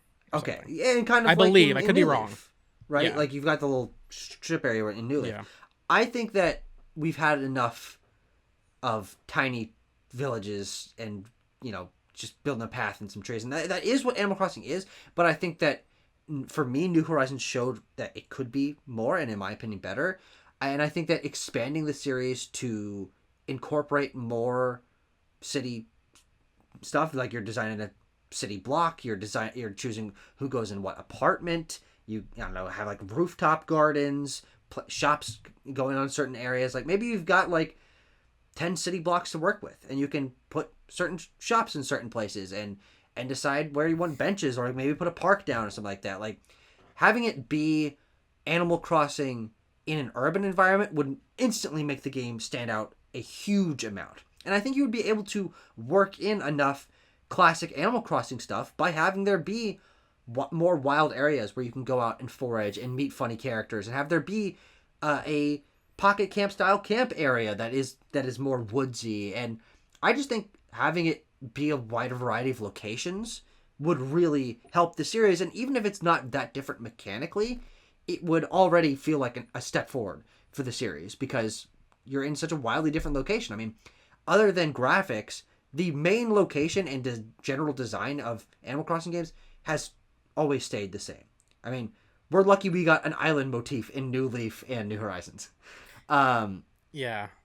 Because it's just the same trees and the same houses, and they're fine. And I think New Horizons is one of the best looking Nintendo games ever. That game's fucking gorgeous. But I think the series needs a step, and I think city urban stuff would be a very It is good, interesting, because Nintendo always talks about how they need that new idea to make a new game. Yeah. What's the new idea for New Horizons? That you can terraform? That you have to craft your recipes? I'd say that's... And well, it's definitely placing stuff outside. Placing stuff outside is like... But like that's not like the hook, right? No, I'd say designing your island is the hook of that game. Absolutely. Because like the idea that you now, like, the granularity of control you had over the inside of your house in previous Animal Crossing games Sure. is now applied to the entirety of the fucking island. And you can, and of course, you could put down flowers and benches and, I don't know, Right. fucking fountains before, but obviously New Horizons is way more of that. And also, terraforming is a huge part of that. Like, being able to design the island to your specifications rather than the river is here and maybe you can put a bridge over it if you pay enough money. That's what it was in previous games. That is absolutely the hook of New Horizons. And frankly, I'd say that's probably one of the biggest hooks that the series has ever had in terms of taking a step forward mechanically. Sure. I want more multiplayer stuff. I feel like Animal Crossing multiplayer has always been kind of lacking. I remember before Definitely. New Horizons was announced, me and my friends were talking about, like, it's actually one of, like, the most viewed videos on my old channel. Basically, like, a discussion talking about it. I feel like Animal Crossing multiplayer is very lacking. And that you just kind of join up and run around and you can trade items or whatever, but, like, it's not that in depth. I'm still surprised it's never happened with New Horizons. Maybe not this exact thing, but just add an entire mode, like an Amiibo Festival mode to Animal Crossing and those mini games. I mean, they added those mini games to New Leaf actually with the Welcome Amiibo update, stuff like that. Give me more stuff to do with my friends. Sure, of course you can go like Captain's Island and all that. You know, just more co-op or interactable elements. Maybe give me the option to just run an entire island, like server side, with my friend. It's not my island. It's not his island. It's just our island that we can both go onto. Oh, absolutely. And, you know, like, nice. if he's not playing, I can go check on it, or, you know, vice versa. Yeah. That kind of thing. That'd be really nice for me. But I don't know. I feel like, new environments, more multiplayer features. That's really all Animal Crossing needs, to be honest. Yeah, absolutely. And then just more items always is going to be what people want. That's natural. Yeah. You don't even have to ask for that. Yeah. Interestingly enough, I think that I would rather, if the next Animal Crossing game, in terms of having a lot of effort put into it and, like, support, was some sort of different spin-off kind of thing.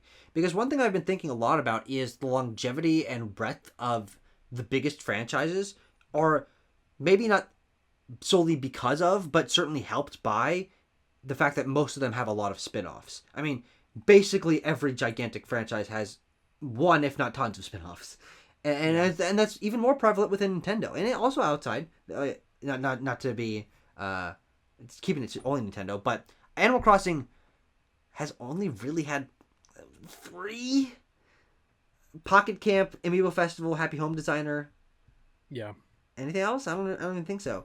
And none of I mean, Pocket Camp was big because it was a mobile game, and Happy Home Designer was integrated back into, or largely integrated back very into. Interesting. New Horizons they made that spin-off canon.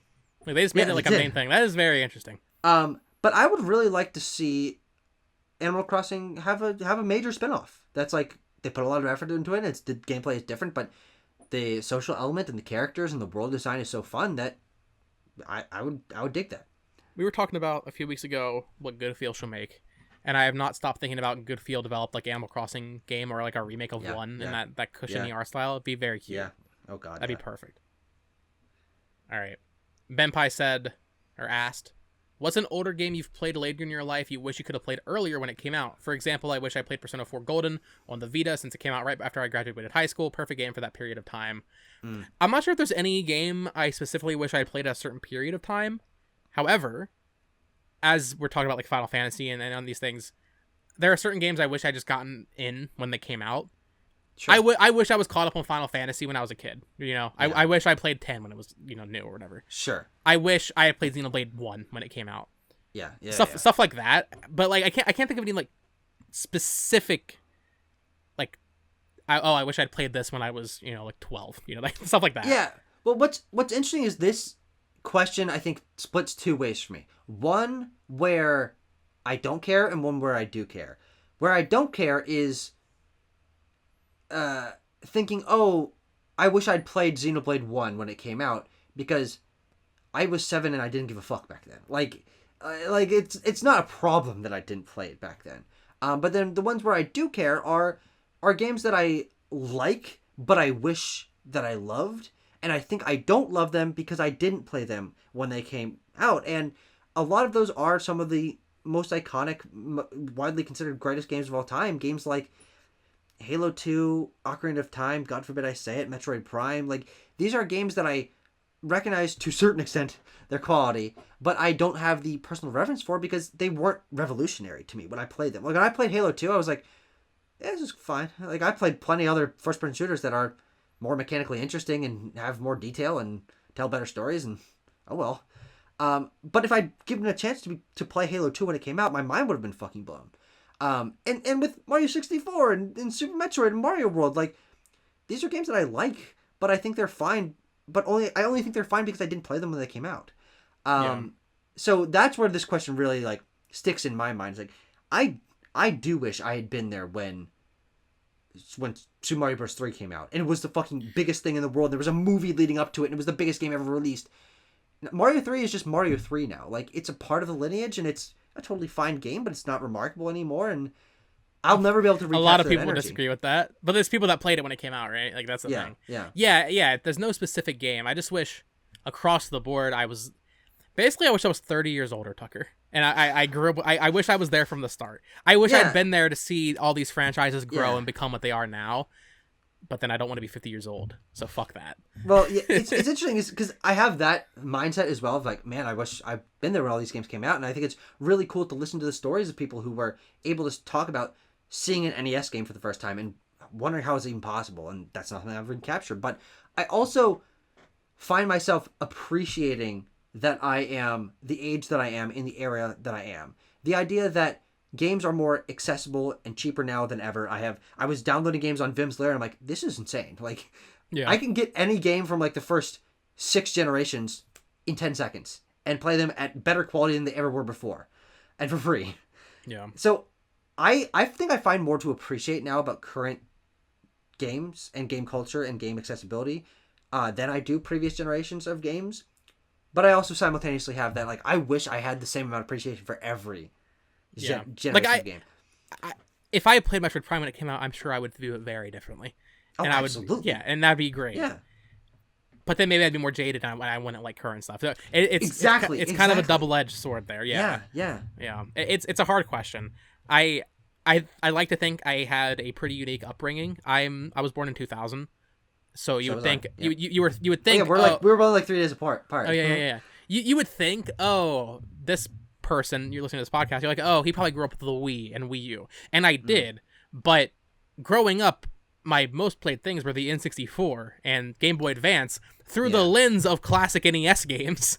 So like I imagine a 10-year-old today, they're gonna be on the little TikTok, they're gonna see a clip of NES Zelda or Final Fantasy and be like, what the fuck is this?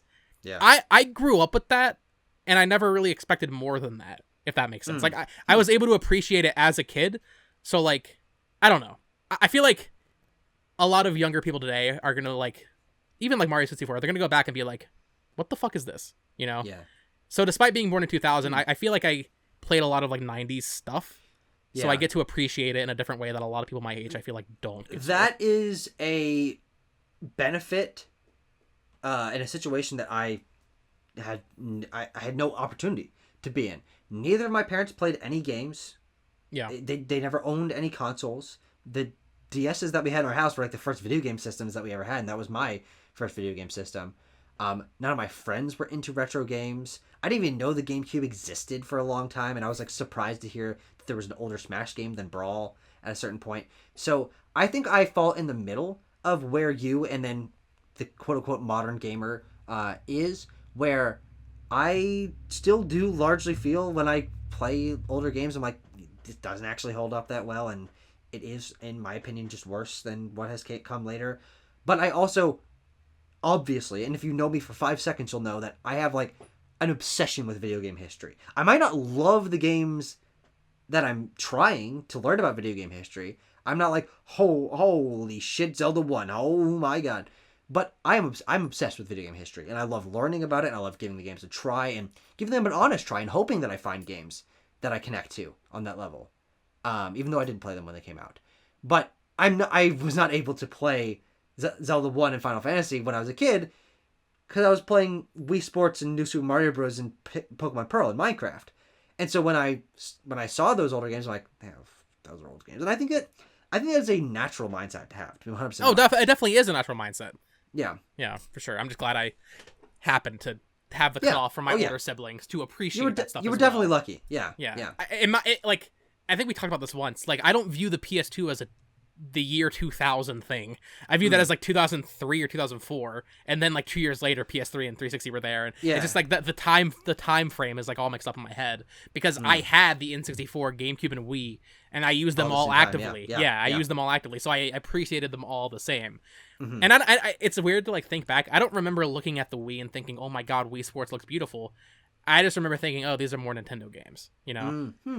As someone who played a lot of 64 and a lot of, Ocarina of Time and these things, and I really don't remember ever thinking, wow, this looks great.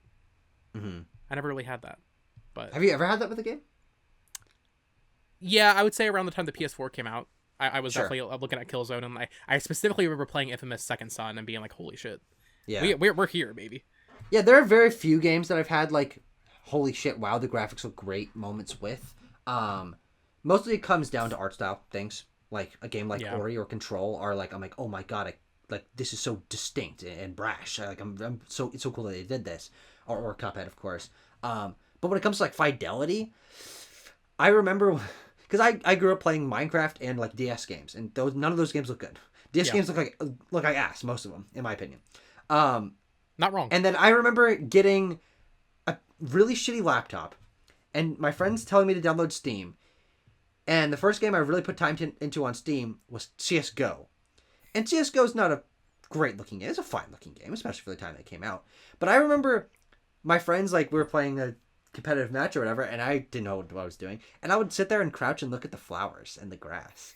Because I'm like, it's so cool there's individual flowers here. Like, I've never seen that in a game before. Because my experience was top-down pixel art Floroma Town in fucking Pokemon Pearl. And now I'm seeing, like, there's like a chicken that I can shoot. And, like, it runs around. And I'm like, I can't believe video games are doing this. And my friend's like, Tucker, stop smelling the flowers. Go shoot the guy. And I'm like, oh, look at the grass. That's another thing that I think gives me, like, an interesting perspective. We had all these consoles. My brother got a 360. I remember watching him play Fallout 3 and, like, Oblivion and stuff. And those games looked incredible for the time. Yeah. I did until probably, like, 2016. I primarily played handheld games. Like, I love my 3DS. Like, I played my DS, I played my 3DS. I remember thinking, wow, X and Y looks fucking great for a 3DS game. So do I. But I knew the context, right? I still think X and Y looks great. People be shitting on the chibi models and, like, Oris. They're also. Awesome. I actually They're like... Awesome.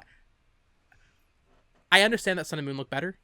I think visually, though, I'm definitely more attached to the Generation 6 games. Yeah, I like the style more. Yeah. I don't like the Sun and Moon. Color palette's better. That is definitely true. Yeah. So yeah, it's a great question. The answer is I wish I was born 30 years ago and I could play everything when it came out, because I will never catch up, which is what I'm trying to do now and play all these old games. Yep. All right, final question. This is a quest we'll be going on for the rest of our lives, Bo. Yes. Eventually, here's the thing. Do you ever envision yourself catching up on like the games you really want to play? Well, I've actually thought about this a lot. The idea that I think about this with movies pretty often, because I don't watch movies like you, but I like the idea of like basically, for all intents and purposes, catching up on movies I want to see. Because I haven't seen Jaws. Like there's just basic shit I have not seen that I would like to just I would like to watch every movie I want to see from the year 1980 onward and just be like, okay, I'm caught up. But I know that'll never happen. It's an interesting concept, but I think in reality the part that's missing of like, oh, this is feasible, is that once you become more invested and like know more about games and movies or whatever it is, you suddenly have opened more avenues to yourself. Like I think I probably thought 5 or 6 years ago, okay, I play Halo 2, Ocarina of Time, Half-Life 2, dabble in some other games, I'll be fine. Like that I'll have my bases covered. But now I know about developers I didn't know about back then. And I will know about developers and series in 5 years that I don't know about now. And same with movies. Like if you watch Jaws, suddenly you have a connection to Spielberg, and Spielberg has 30 movies for you to watch. And like then you like you're into a genre, and then you want to know the history of the genre. And then, oh, I watched a movie from Japan, and then this Japanese director and what influenced him. It's like it splinters so quickly. And I found that myself with movies. It's like the more movies I watch, the more movies I want to watch. And the more games I play, the more games I want to play. And so like it's not functionally possible, but I also think there's something kind of interesting about that, because also you like put yourself in the mindset like it's not possible for anyone. Like it's not like you are uniquely not possible to do this. I think with the first, let's say, like 4 generations of consoles, I think it actually is possible. Not to play everything, sure, but to play the things that you're truly interested in. Yeah, no, that's definitely fair. Like in terms of NES, like shorter, what else? They're yeah. In terms of NES, like, I'm trying to think of what else I haven't played. I haven't played the Ninja Gaiden games. I haven't played Castlevania 1 through 3. There's stuff there. I haven't finished all the Mega Man games, which you just finished. Yeah. But like, I see a point where I play every NES game that I want to play. Yeah. But that'll take a long time. Yeah. Even it definitely gets harder when you hit like PS2. Exactly. Once you get to PS2, you're fucked. There's no catching up. I was looking at PS2. As I said, I'm downloading a bunch of PS2 games right now. I was looking down because I'm just finished downloading God of War 2. Even PS1, if you like are a big JRPG person, you're already screwed. And SNES and PS1, there's just so many. Luckily, I'm not a JRPG guy, and so the PS1 is a pretty barren console. Like when you think about games that hold up. If you look at the PS1 library and take away SquareSoft, it's like taking off half, like it's like removing the motor from a car. It's like there's just nothing left. Yeah. PS1's very you hit PS2, suddenly the games become more diverse, they become a little bit longer, and then especially when you hit 7th gen, PS3, Xbox 360, oh god, indie games are a thing now. Yeah, once indie games happen, it's just over. And games are bigger than they ever were before. So, yeah, I think you're right, like, going backwards, it gets easier and easier to think I can feasibly complete this. Like, I'm like, okay, there's a batch of 20 Super Nintendo games I want to play. There's a batch of 15 N64 games I want to give a serious shot. A couple more NES games. Don't really care to do any Atari games. Certainly don't care to do any like DOS games. Yeah. Yeah, and like for me, GameCube's pretty limited. GameCube's also got a pretty small library, all things considered. So GameCube's relatively feasible to finish. But yeah, 7th gen is really the cutoff. I'm like, I don't even want to bot. Like, I'll try. Like, I'll cover my base. I'll play Mass Effect at one point. But like, yeah. I guess a more reasonable goal that I've already, like, at least in the modern age, kept up with this pretty well, which is to the point of like, oh, I wish I was 30 years older because I could have kept up with it. Yeah. Definitely every Nintendo published game that I will do that in my lifetime. I'm already same here. I'm basically like halfway there because definitely same from here. from Wii onward I've played almost everything. There's certainly gaps there, but and then like fucking Square Enix games, dude. There's so many. Do you think you'll play every 2022 Square Enix game before you die? Like, do you think you'll have a nostalgia in 10 years for 2022 Square Enix and how they put out so many goddamn games? And you'd be like, ooh, Various Day Life. I do have a physical copy of that in the mail right now, Tucker. They released a physical copy of Various Day Life. Bo? And I will be playing Weren't you just telling me not to tell you to get a fucking Steam Deck? And you have a physical copy of Various Day Life on the way? Yes. And that's fucking awesome. You know what? You joke, but I think I actually will. I think I will look back and think about how hilarious 2022 was. And I will think about... I didn't finish it, but I played like 10 hours of Dio Field Chronicle, and I actually thought it was a pretty good game. I'll think about why the fuck they released Crisis Core 2 days after Dragon Quest Treasures. Yeah. As someone who really, as we established earlier with New Super Luigi U, for some reason just knows release dates. Yeah. I will think about specifically Q3 and Q4 2022 Square Enix and just be like, what were they thinking? I think these sort of like... I still think about when Titanfall 2 came out the week before Battlefield 1, and that was like 8 years ago at this point. That's a notorious thing. Yeah. Yeah, these sort of weird elements that feel strange or sometimes bad in the moment, I think it's interesting thinking about what we are predicting what we will feel in 5-10 years, and then looking back how, frankly, we'll be nostalgic for this era. I mean, 2023 is a great year for games. No one's going to deny that. But think back to 2021, 2022. Like, they were good, but not phenomenal. There's certainly some problems. There was people getting more and more frustrated with, man, games are finishing unfinished. And, fucking Scarlet and Violet and Gotham Knights are, like, the epitome of AAA games right now. And everything sucks. But we're not going to think back on it negatively in 5-10 years. I can guarantee that. We'll be like, oh, wasn't it kind of funny that happened? And I'll remember the good games. And then you think back to, like, people have crazy nostalgia for PS2, Wii era, shovelware and like licensed games. And people hated those when they were coming out. And people were like, oh, this is the fucking death of the game industry. But now no one complains about those generations. You fucking kidding me? And the same thing will happen now. Or will happen in the future. We will have the same nostalgia that we have for 360 era that we have now in 10 years. It's a cycle. And I love that cycle. I think it's very fascinating. But it also for me means like, I kind of feel good about everything because I'm like, I'll also feel good about the bad things in 10 years, which is weird to say. There exists a physical copy of Redfall. It's actually pretty. It's actually above MSRP. Really? Which is interesting. As a physical collector, I'm very intrigued by that because this is completely unrelated, although it's kind of related. I foresee a scenario where Redfall is delisted. I could see that game not existing. Sure. So I'm almost tempted to buy that physical copy. It happens a lot to live service games. Well, very recently, Crossfire X, a game that was exclusive to Game Pass, got delisted. You cannot play that game anymore. If Redfall got delisted, yes, it is a bad, terrible game. That would be devastating. Yeah. And in 10 years, we won't be able to play it.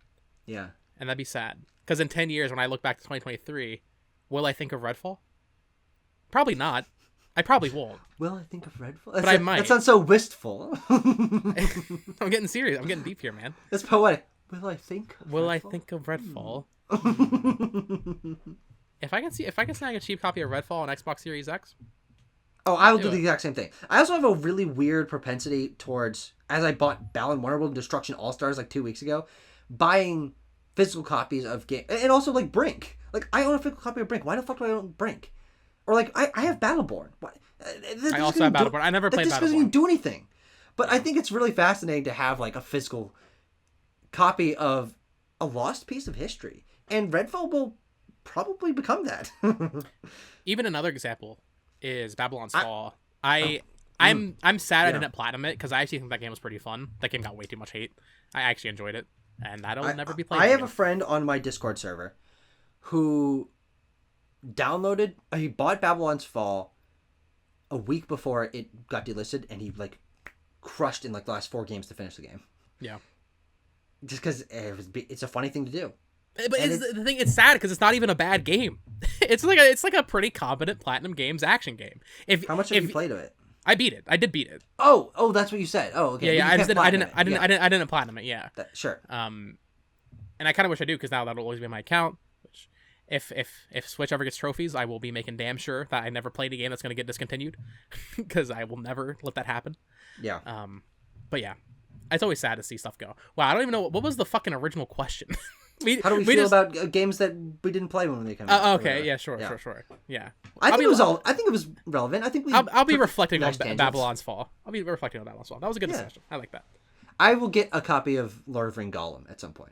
Because that shit will be $5 in the bargain bin at Best Buy at the end of the year, and you know it. When I was looking through the Best Buy Total Tech or My Plus whatever sale, because the buy two get one, that game is still coming to Switch. There's no release date. I think it's maybe November. What? Yeah, it's not out on Switch, but it's coming to Switch with a physical copy. I am praying that game does not get canceled on Switch. I want to see that exist. It will, but I hope it doesn't. Same thing with Hogwarts Legacy. I still need to see how that looks. Isn't that sort of? That is. It's November. I think it has a date. It's in November for Switch. Okay. But also it was July, and then it got delayed. November is far enough away for it to still get canceled. Definitely. All right. Final question for the podcast this week from Mark Leota. What retro game should be added to Nintendo Switch Online? Pretty simple question. In terms of consoles that are already there, I mean, I feel like NES and SNES, they've already covered most of that. Oh, yeah, and with third parties, with like Mega Man Collection and now Pixel Remaster and all these things, you really don't need much like third party stuff because those companies are just releasing them on their own. Yeah, all the big third party companies that have franchises that frankly people still care about, even Konami, have made collections. Absolutely, yeah. Yeah. Contra, Castlevania, as you said, Mega Man, like, you can play the NES highlights to shit and back. And pretty close for Super Nintendo as well. I mean, the exceptions being something like people wanted Super Mario RPG, but, like, it's probably not going to come now. No. And we even have the Final Fantasy games now. I think Chrono Trigger is, like, the last Super Nintendo holdout. I was going to say Chrono Trigger, but I do think they're going to remake that game. In HD 2D. Maybe. I don't know. I feel like I'm the biggest JRPG fan who hasn't actually played a lot of like the main stage. I haven't played 6. I haven't played Chrono Trigger. I haven't played Mario RPG. I haven't played a lot of like the classic stuff, which I need to fix. But Square Enix is so interesting to me because what do they do after they're done remaking every Final Fantasy game? Because that is going to happen. Yeah. I'm very like I think I was on Andre. But that's gonna be like fucking 40 years from now. I don't know. I mean, if 9 Remake comes out in like 2 years, we're going to be done with 7 Remake soon. you probably do 8 or 10 at some point, Yeah. right? After that, you probably dip into like 6 or 2 or something. But eventually, they're out of like the obvious ones, right? But yeah, I think I was on Andres Restart's podcast, and someone asked about Chrono Trigger. I actually would not be too shocked if they do some big budget Chrono Trigger shit, like 7 remake tier Chrono Trigger. Oh, Maybe that's being too hopeful. I think AC2D would honestly be kind of disappointing for that. Yeah. At this point, that's the obvious pick, but also they're doing that for everything. So. But yeah, in terms of games that should be added to Switch Online, just more Switch first or Nintendo first party stuff. There's a lot of Game Boy Advance there. In terms of new consoles, it wouldn't make sense, but if next Switch has like a dual screen or something, DS. That's really the only other thing other than GameCube. Right, and I was gonna say I still see people saying GameCube. Guys, it's not happening. It's not. It will never happen. It will never happen. It may be late next system. I wouldn't rule it out completely. I don't think so. Especially if it's backwards compatible, because you can already buy most of them on Switch. Yeah, I think the moment Pikmin 1 and 2 got shadow dropped and they were very basic ports, I think that killed any chance of GameCube NSO ever happening. Maybe in like 10 years, maybe I guess, but. I think it's a ways off if it is going to happen because they've already the GameCube library. You get your Wario World and fucking Double Dash and Melee would be nice. We don't have Smash Bros on N64 yet, which is a great one that they should add. N64 is the library I think is lacking the most, or at least the most obvious ones that I'm like, just fucking do it. Just get it over with. A lot of rare stuff needs to be on there. Rare and Smash Bros would really make it feel complete. I mean, if they I don't know. Would they have Conquer on there? Probably not. If they added Diddy Kong Racing, Donkey Kong 64, Banjo Tooie, Perfect Dark, and Smash. Is Perfect Dark rated M? I don't know actually. But wouldn't it be the same rating as GoldenEye? GoldenEye's on there. It's probably rated T. You're right. It's probably rated T. Yeah, but also like most of the other first party stuff they have announced. Yeah. Like and Game Boy Advance and Game Boy are a little bit farther away. But also Game Boy, no one gives a fuck about the Game Boy library. Well, speaking of rare on N64, I mean these games aren't as loved, but it would be cool to get like the weird Banjo spin-offs for GBA. That'd be sure. Sick. Yeah, or the Donkey Kong Land games. Oh yeah, sure. Yeah, that's a good pull. Yeah. It's Mr. Pants. I always see people like criticizing Switch Online. I think it's pretty great, to be honest. I think there's already most of what you need. Yeah, there are holes. I'm not gonna say there aren't holes. N64, as we said, is definitely the biggest one, but I think it's pretty close to being great. I don't think Earthbound Beginnings is on NES. That's weird. It is. Is it? Yeah, it is. Yeah, because they announced Earthbound Beginnings and Earthbound on the same day. Okay. Yeah, no, it is. I'll take a word for it. That's one I need to play. I haven't played Earthbound. JRPG fan over here. Haven't played Earthbound. Yeah. So yeah, I don't know. I think barring any new consoles, there's just a couple holes they need to patch up, and Switch Online will be pretty good. Also, I always like when they just add weird stuff. Like what's it called? Winback on N64. That was at launch. That was weird. Yeah.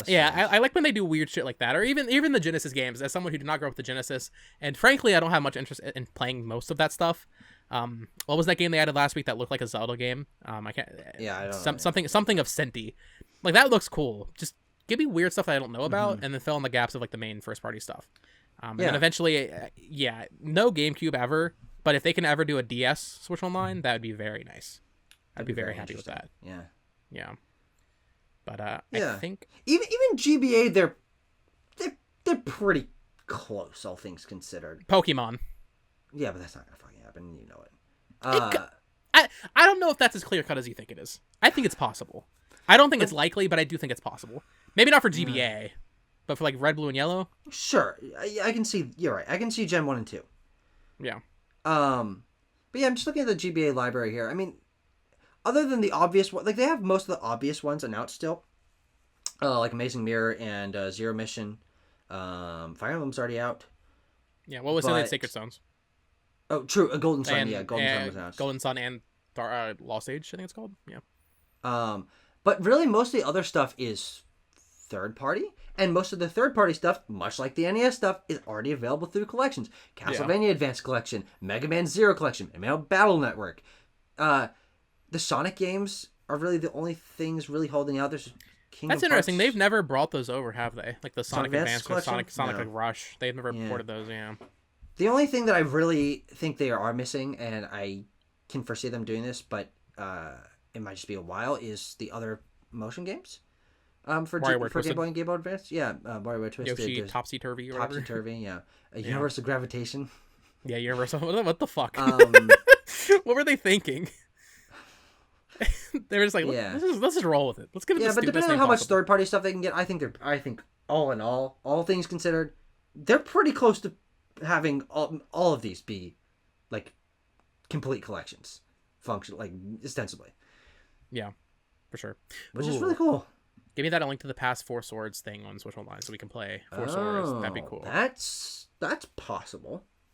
Yeah, that's definitely possible. It's also it is interesting to see what games they don't put on there, like Super Mario RPG, which people were asking for years, and now we know why that didn't happen. But also like Advance Wars 1 and 2 aren't on there. Yeah, wonder why. It's interesting. I'd be curious to see do the research. What obvious games are missing, and does that mean it's getting a remake? You know, for Super Nintendo?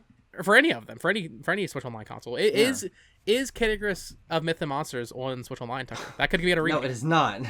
Is it actually not? No, it's not. No. That's surprising. There are actually a good amount of Game Boy games that they haven't added. Balloon Kid. They did just start Wave Race in February. Yeah. What am I fucking looking for here? Game Boy games. But yeah, Game Boy's fucking weird. Like, will you really blame them if they never add Wave Race Game Boy? I wouldn't. Yeah, but it'd be nice. I mean, it would be nice. Game Boy, hold on. Game Boy Color. They need to complete the fucking Wario Land series. It's crazy that. But they did have 2 and 3, or something. 2 or 1 and 2. No, 2 and 4, because 4 is a GBA game. 4's already out. Or am I wrong about that? I'm not sure. I thought 4 was on GBA. Online. No, it is a GBA game. I'm saying, is it already out on Switch Online? I don't know. That's what I was wondering. Do they have Kirby Pinball Land? I don't even remember. I don't pay attention to Game Boy Online. I'm not gonna lie. We know. They don't have Super Mario Land. Oh yeah, that was weird. They only did Mario Land 2. Yeah. Mario Land 1 getting a remake. It's coming. There's a lot of puzzle spin-offs. And I'd like them to add their earliest first party games like Alleyway. Yeah. But that's stuff I don't want to play though. I just want it to be on there so I know it's there. Yeah. I don't care about playing that. God damn it. Is Wrecking Crew on NES probably, but if it's not, I want that on there. You know? The Wrecking Crew, of course it is. Yeah, all the black box games are, I believe. Yeah. Game Boy Game Boy might have the worst video game console library. I agree. But it also has Link's Awakening, which is good. It does. It's a good game. And Pokemon, which aren't good games, but I like Pokemon, even though they're not good. Well, that's enough shitting on the Game Boy for today. Yeah, next week. We'll come back next week. We'll do it again, yeah. There's a good chance. No Switch Online update this week. I think we're due for an OG Game Boy game. So maybe next week we will be shitting on the Game Boy library again. Yeah. Well, are we doing for an N64 game? Haven't we only gotten GoldenEye this year? No, we got Pokemon Stadium. Oh, the Pokemon Stadium. Yeah. April? Yeah, we're due for one. Yeah. Yeah. What else? What they announced? I think we're missing a Mario Party maybe and 1080 snowboarding. 2. Yeah, Side 64. Was that announced? Yeah. Oh. Okay. Yeah, we'll probably get an N64 game though then, especially because the Mario Kart DLC comes out on Tuesday. Yeah, that's weird. Yeah, next Thursday. They could the Mario Kart DLC snowboarding and Side 64 together. I think that'd be nice. The Mario Kart DLC normally comes out on Thursdays, so that means I see you, Nintendo marketing. I see what you're doing here. You're saving that Thursday for that sweet Switch Online drop of a game I will never play. Mm-hmm. All right, Tucker. Any final thoughts here before we close out? No, I'm gonna go beat Final Fantasy 16. And then Bo, you and I will fucking transfer our mind data, and we will become the ultimate Final Fantasy organism. We are but fledgling Final Fantasy organisms. We will eventually become the ultimate Final Fantasy. It is funny because I always say I've only played a couple I have played 1, 2, and talk about only games I've beaten. 1, 2, 13, 13, 2, 15, 14. I'm counting of Army Born. 7 remake. 7 remake. Like that's a lot of games in one franchise. It is a lot of games. It's just a huge fucking franchise. Yes, exactly. Yeah. So still baby Final Fantasy fans, but hopefully next week I envision a scenario where I talk to you next week and I have beaten Final Fantasy 16. I could actually see that happening, to be honest. Yeah. Although, as you mentioned, especially if you don't do side quests, it can be. I promise you can be like a 22-hour game. I don't want to rush it too much, but we'll see. Yeah. We'll see how much I do. So yeah, I'm gonna maybe go do that. Of course, my girlfriend's going to the airport, so I'll see her off. But until next week, folks. Of course, didn't even mention any other stuff. Join the Discord. That is linked down below. Come talk to us about games. Follow us on Spotify and Apple Podcast. Follow me on Threads. Gotta get that Threads engagement. Did you make an account? I made an account last night. Why not? I mean, it's just linked to your Instagram. So you just like put your username in. Oh, sure. You basically automatically have one. Yeah. Wait. It's not like does Botox Media does one Mr. Botox Games have an Instagram I'm not following? I don't use it. Oh, I do not use it. I actually reinstalled Instagram just to like see what was going on, and then I was like, oh yeah, Instagram fucking sucks. I don't like Instagram. I don't use it very much either, no. But yeah, so follow the podcast on all these places: Apple Podcasts, Spotify, YouTube, of course, and follow Tucker over at Backlog Banter and Backlot Banter. We actually have a lot of cool stuff happening right now. We just put up a video, a 2.5-hour Tears of the Kingdom discussion, which is really good. Yeah. With 2 very smart guys. We also did a video about what we would do to change top 100s lists. Because we always think about, like, we look at the EGM list and we're like, what the fuck is this? Like, there's some weird shit on here. What would we do to fix that? And because of that, in our Discord community, the BLB Discord community, Bo, I expect you to join this. I know you're in the Discord, but join in with this. We're working on a community top 100 games list. And we're giving everyone a month to make their lists, the rules of which it's a little bit too long to talk about here, but can share in the NS Discord. There's a video describing all of that. So that's a long-term project that, like a little over a month project that would be really cool to sort of talk about. And also I did a Tears of the Kingdom discussion with Abram, who likes the game less than I do. And we talk about like where our opinions differ. Because he thinks it's worse than Breath of the Wild, and I disagree. And so we have a sort of conversation about that. Have you posted that one yet? No. Well, it's uploaded, but we don't have a thumbnail, and also we just put up a video like 2 days ago. So I'm excited to hear what this insane man's reasoning is. It's very interesting. It's a very interesting conversation. Wow. Maybe everybody went to Switch video. Maybe a video. There's like no reviews the on Decade YouTube. of Luigi. Tucker. There's like no videos about everybody. There aren't. On YouTube. No. So you could capitalize on the market. You can corner it. The market of the 3 people looking for it, namely you and me. Yeah. I already have that market cornered. I watch a lot of my own videos, and I'm not ashamed of that. The cool thing is, especially with NS as well, which I've listened back to old episodes. We make content, and I make content that I would like to listen to, so then I just listen to it, because I'm like, this is what I want to listen to. My favorite thing is going back to like 2016 on the old channel. That's all private, that you will never see. Fuck you! Share links to me! And just like watching old reactions to stuff. Please share me your old reactions, please. And I'm begging you. I'll watch all of them. Like please. old like prediction videos and see what the fuck little Bo was saying. Now there was specifically, I mean, this is more recent, but when they revealed Sword and Shield, I posted my reaction to that, and I was like, "Oh my god, it looks incredible!" And I was like, all freaking out, like all super excited because first true new generation Pokemon game on Switch. Even though that game in hindsight looks like shit. The first trailer did pretty good. It did. Considered. Comparing it to Sun and Moon, like it looked pretty damn good. Yeah. And I remember like my coworkers at Walmart when I worked there found my YouTube channel, and they were just I walked into the back room of produce, and they were I just heard me screaming out Sword and Shield's environments. And I thought that was very funny. I like reactions, even if I don't maybe like, I don't know, they're not like the greatest YouTube content or whatever, but like for my own personal like history bank, it's nice to have up. Oh, absolutely. That's why I love doing reactions. Yeah. Exact same thing. Yeah. All right, Tucker. Let's get out of here. People, thank you so much for watching. Of course, join the Discord, as I said, and subscribe. Outro number 2. Outro round 2. Bye-bye. God, why are you oh, Christ, you were staring at my fucking soul. That was terrifying.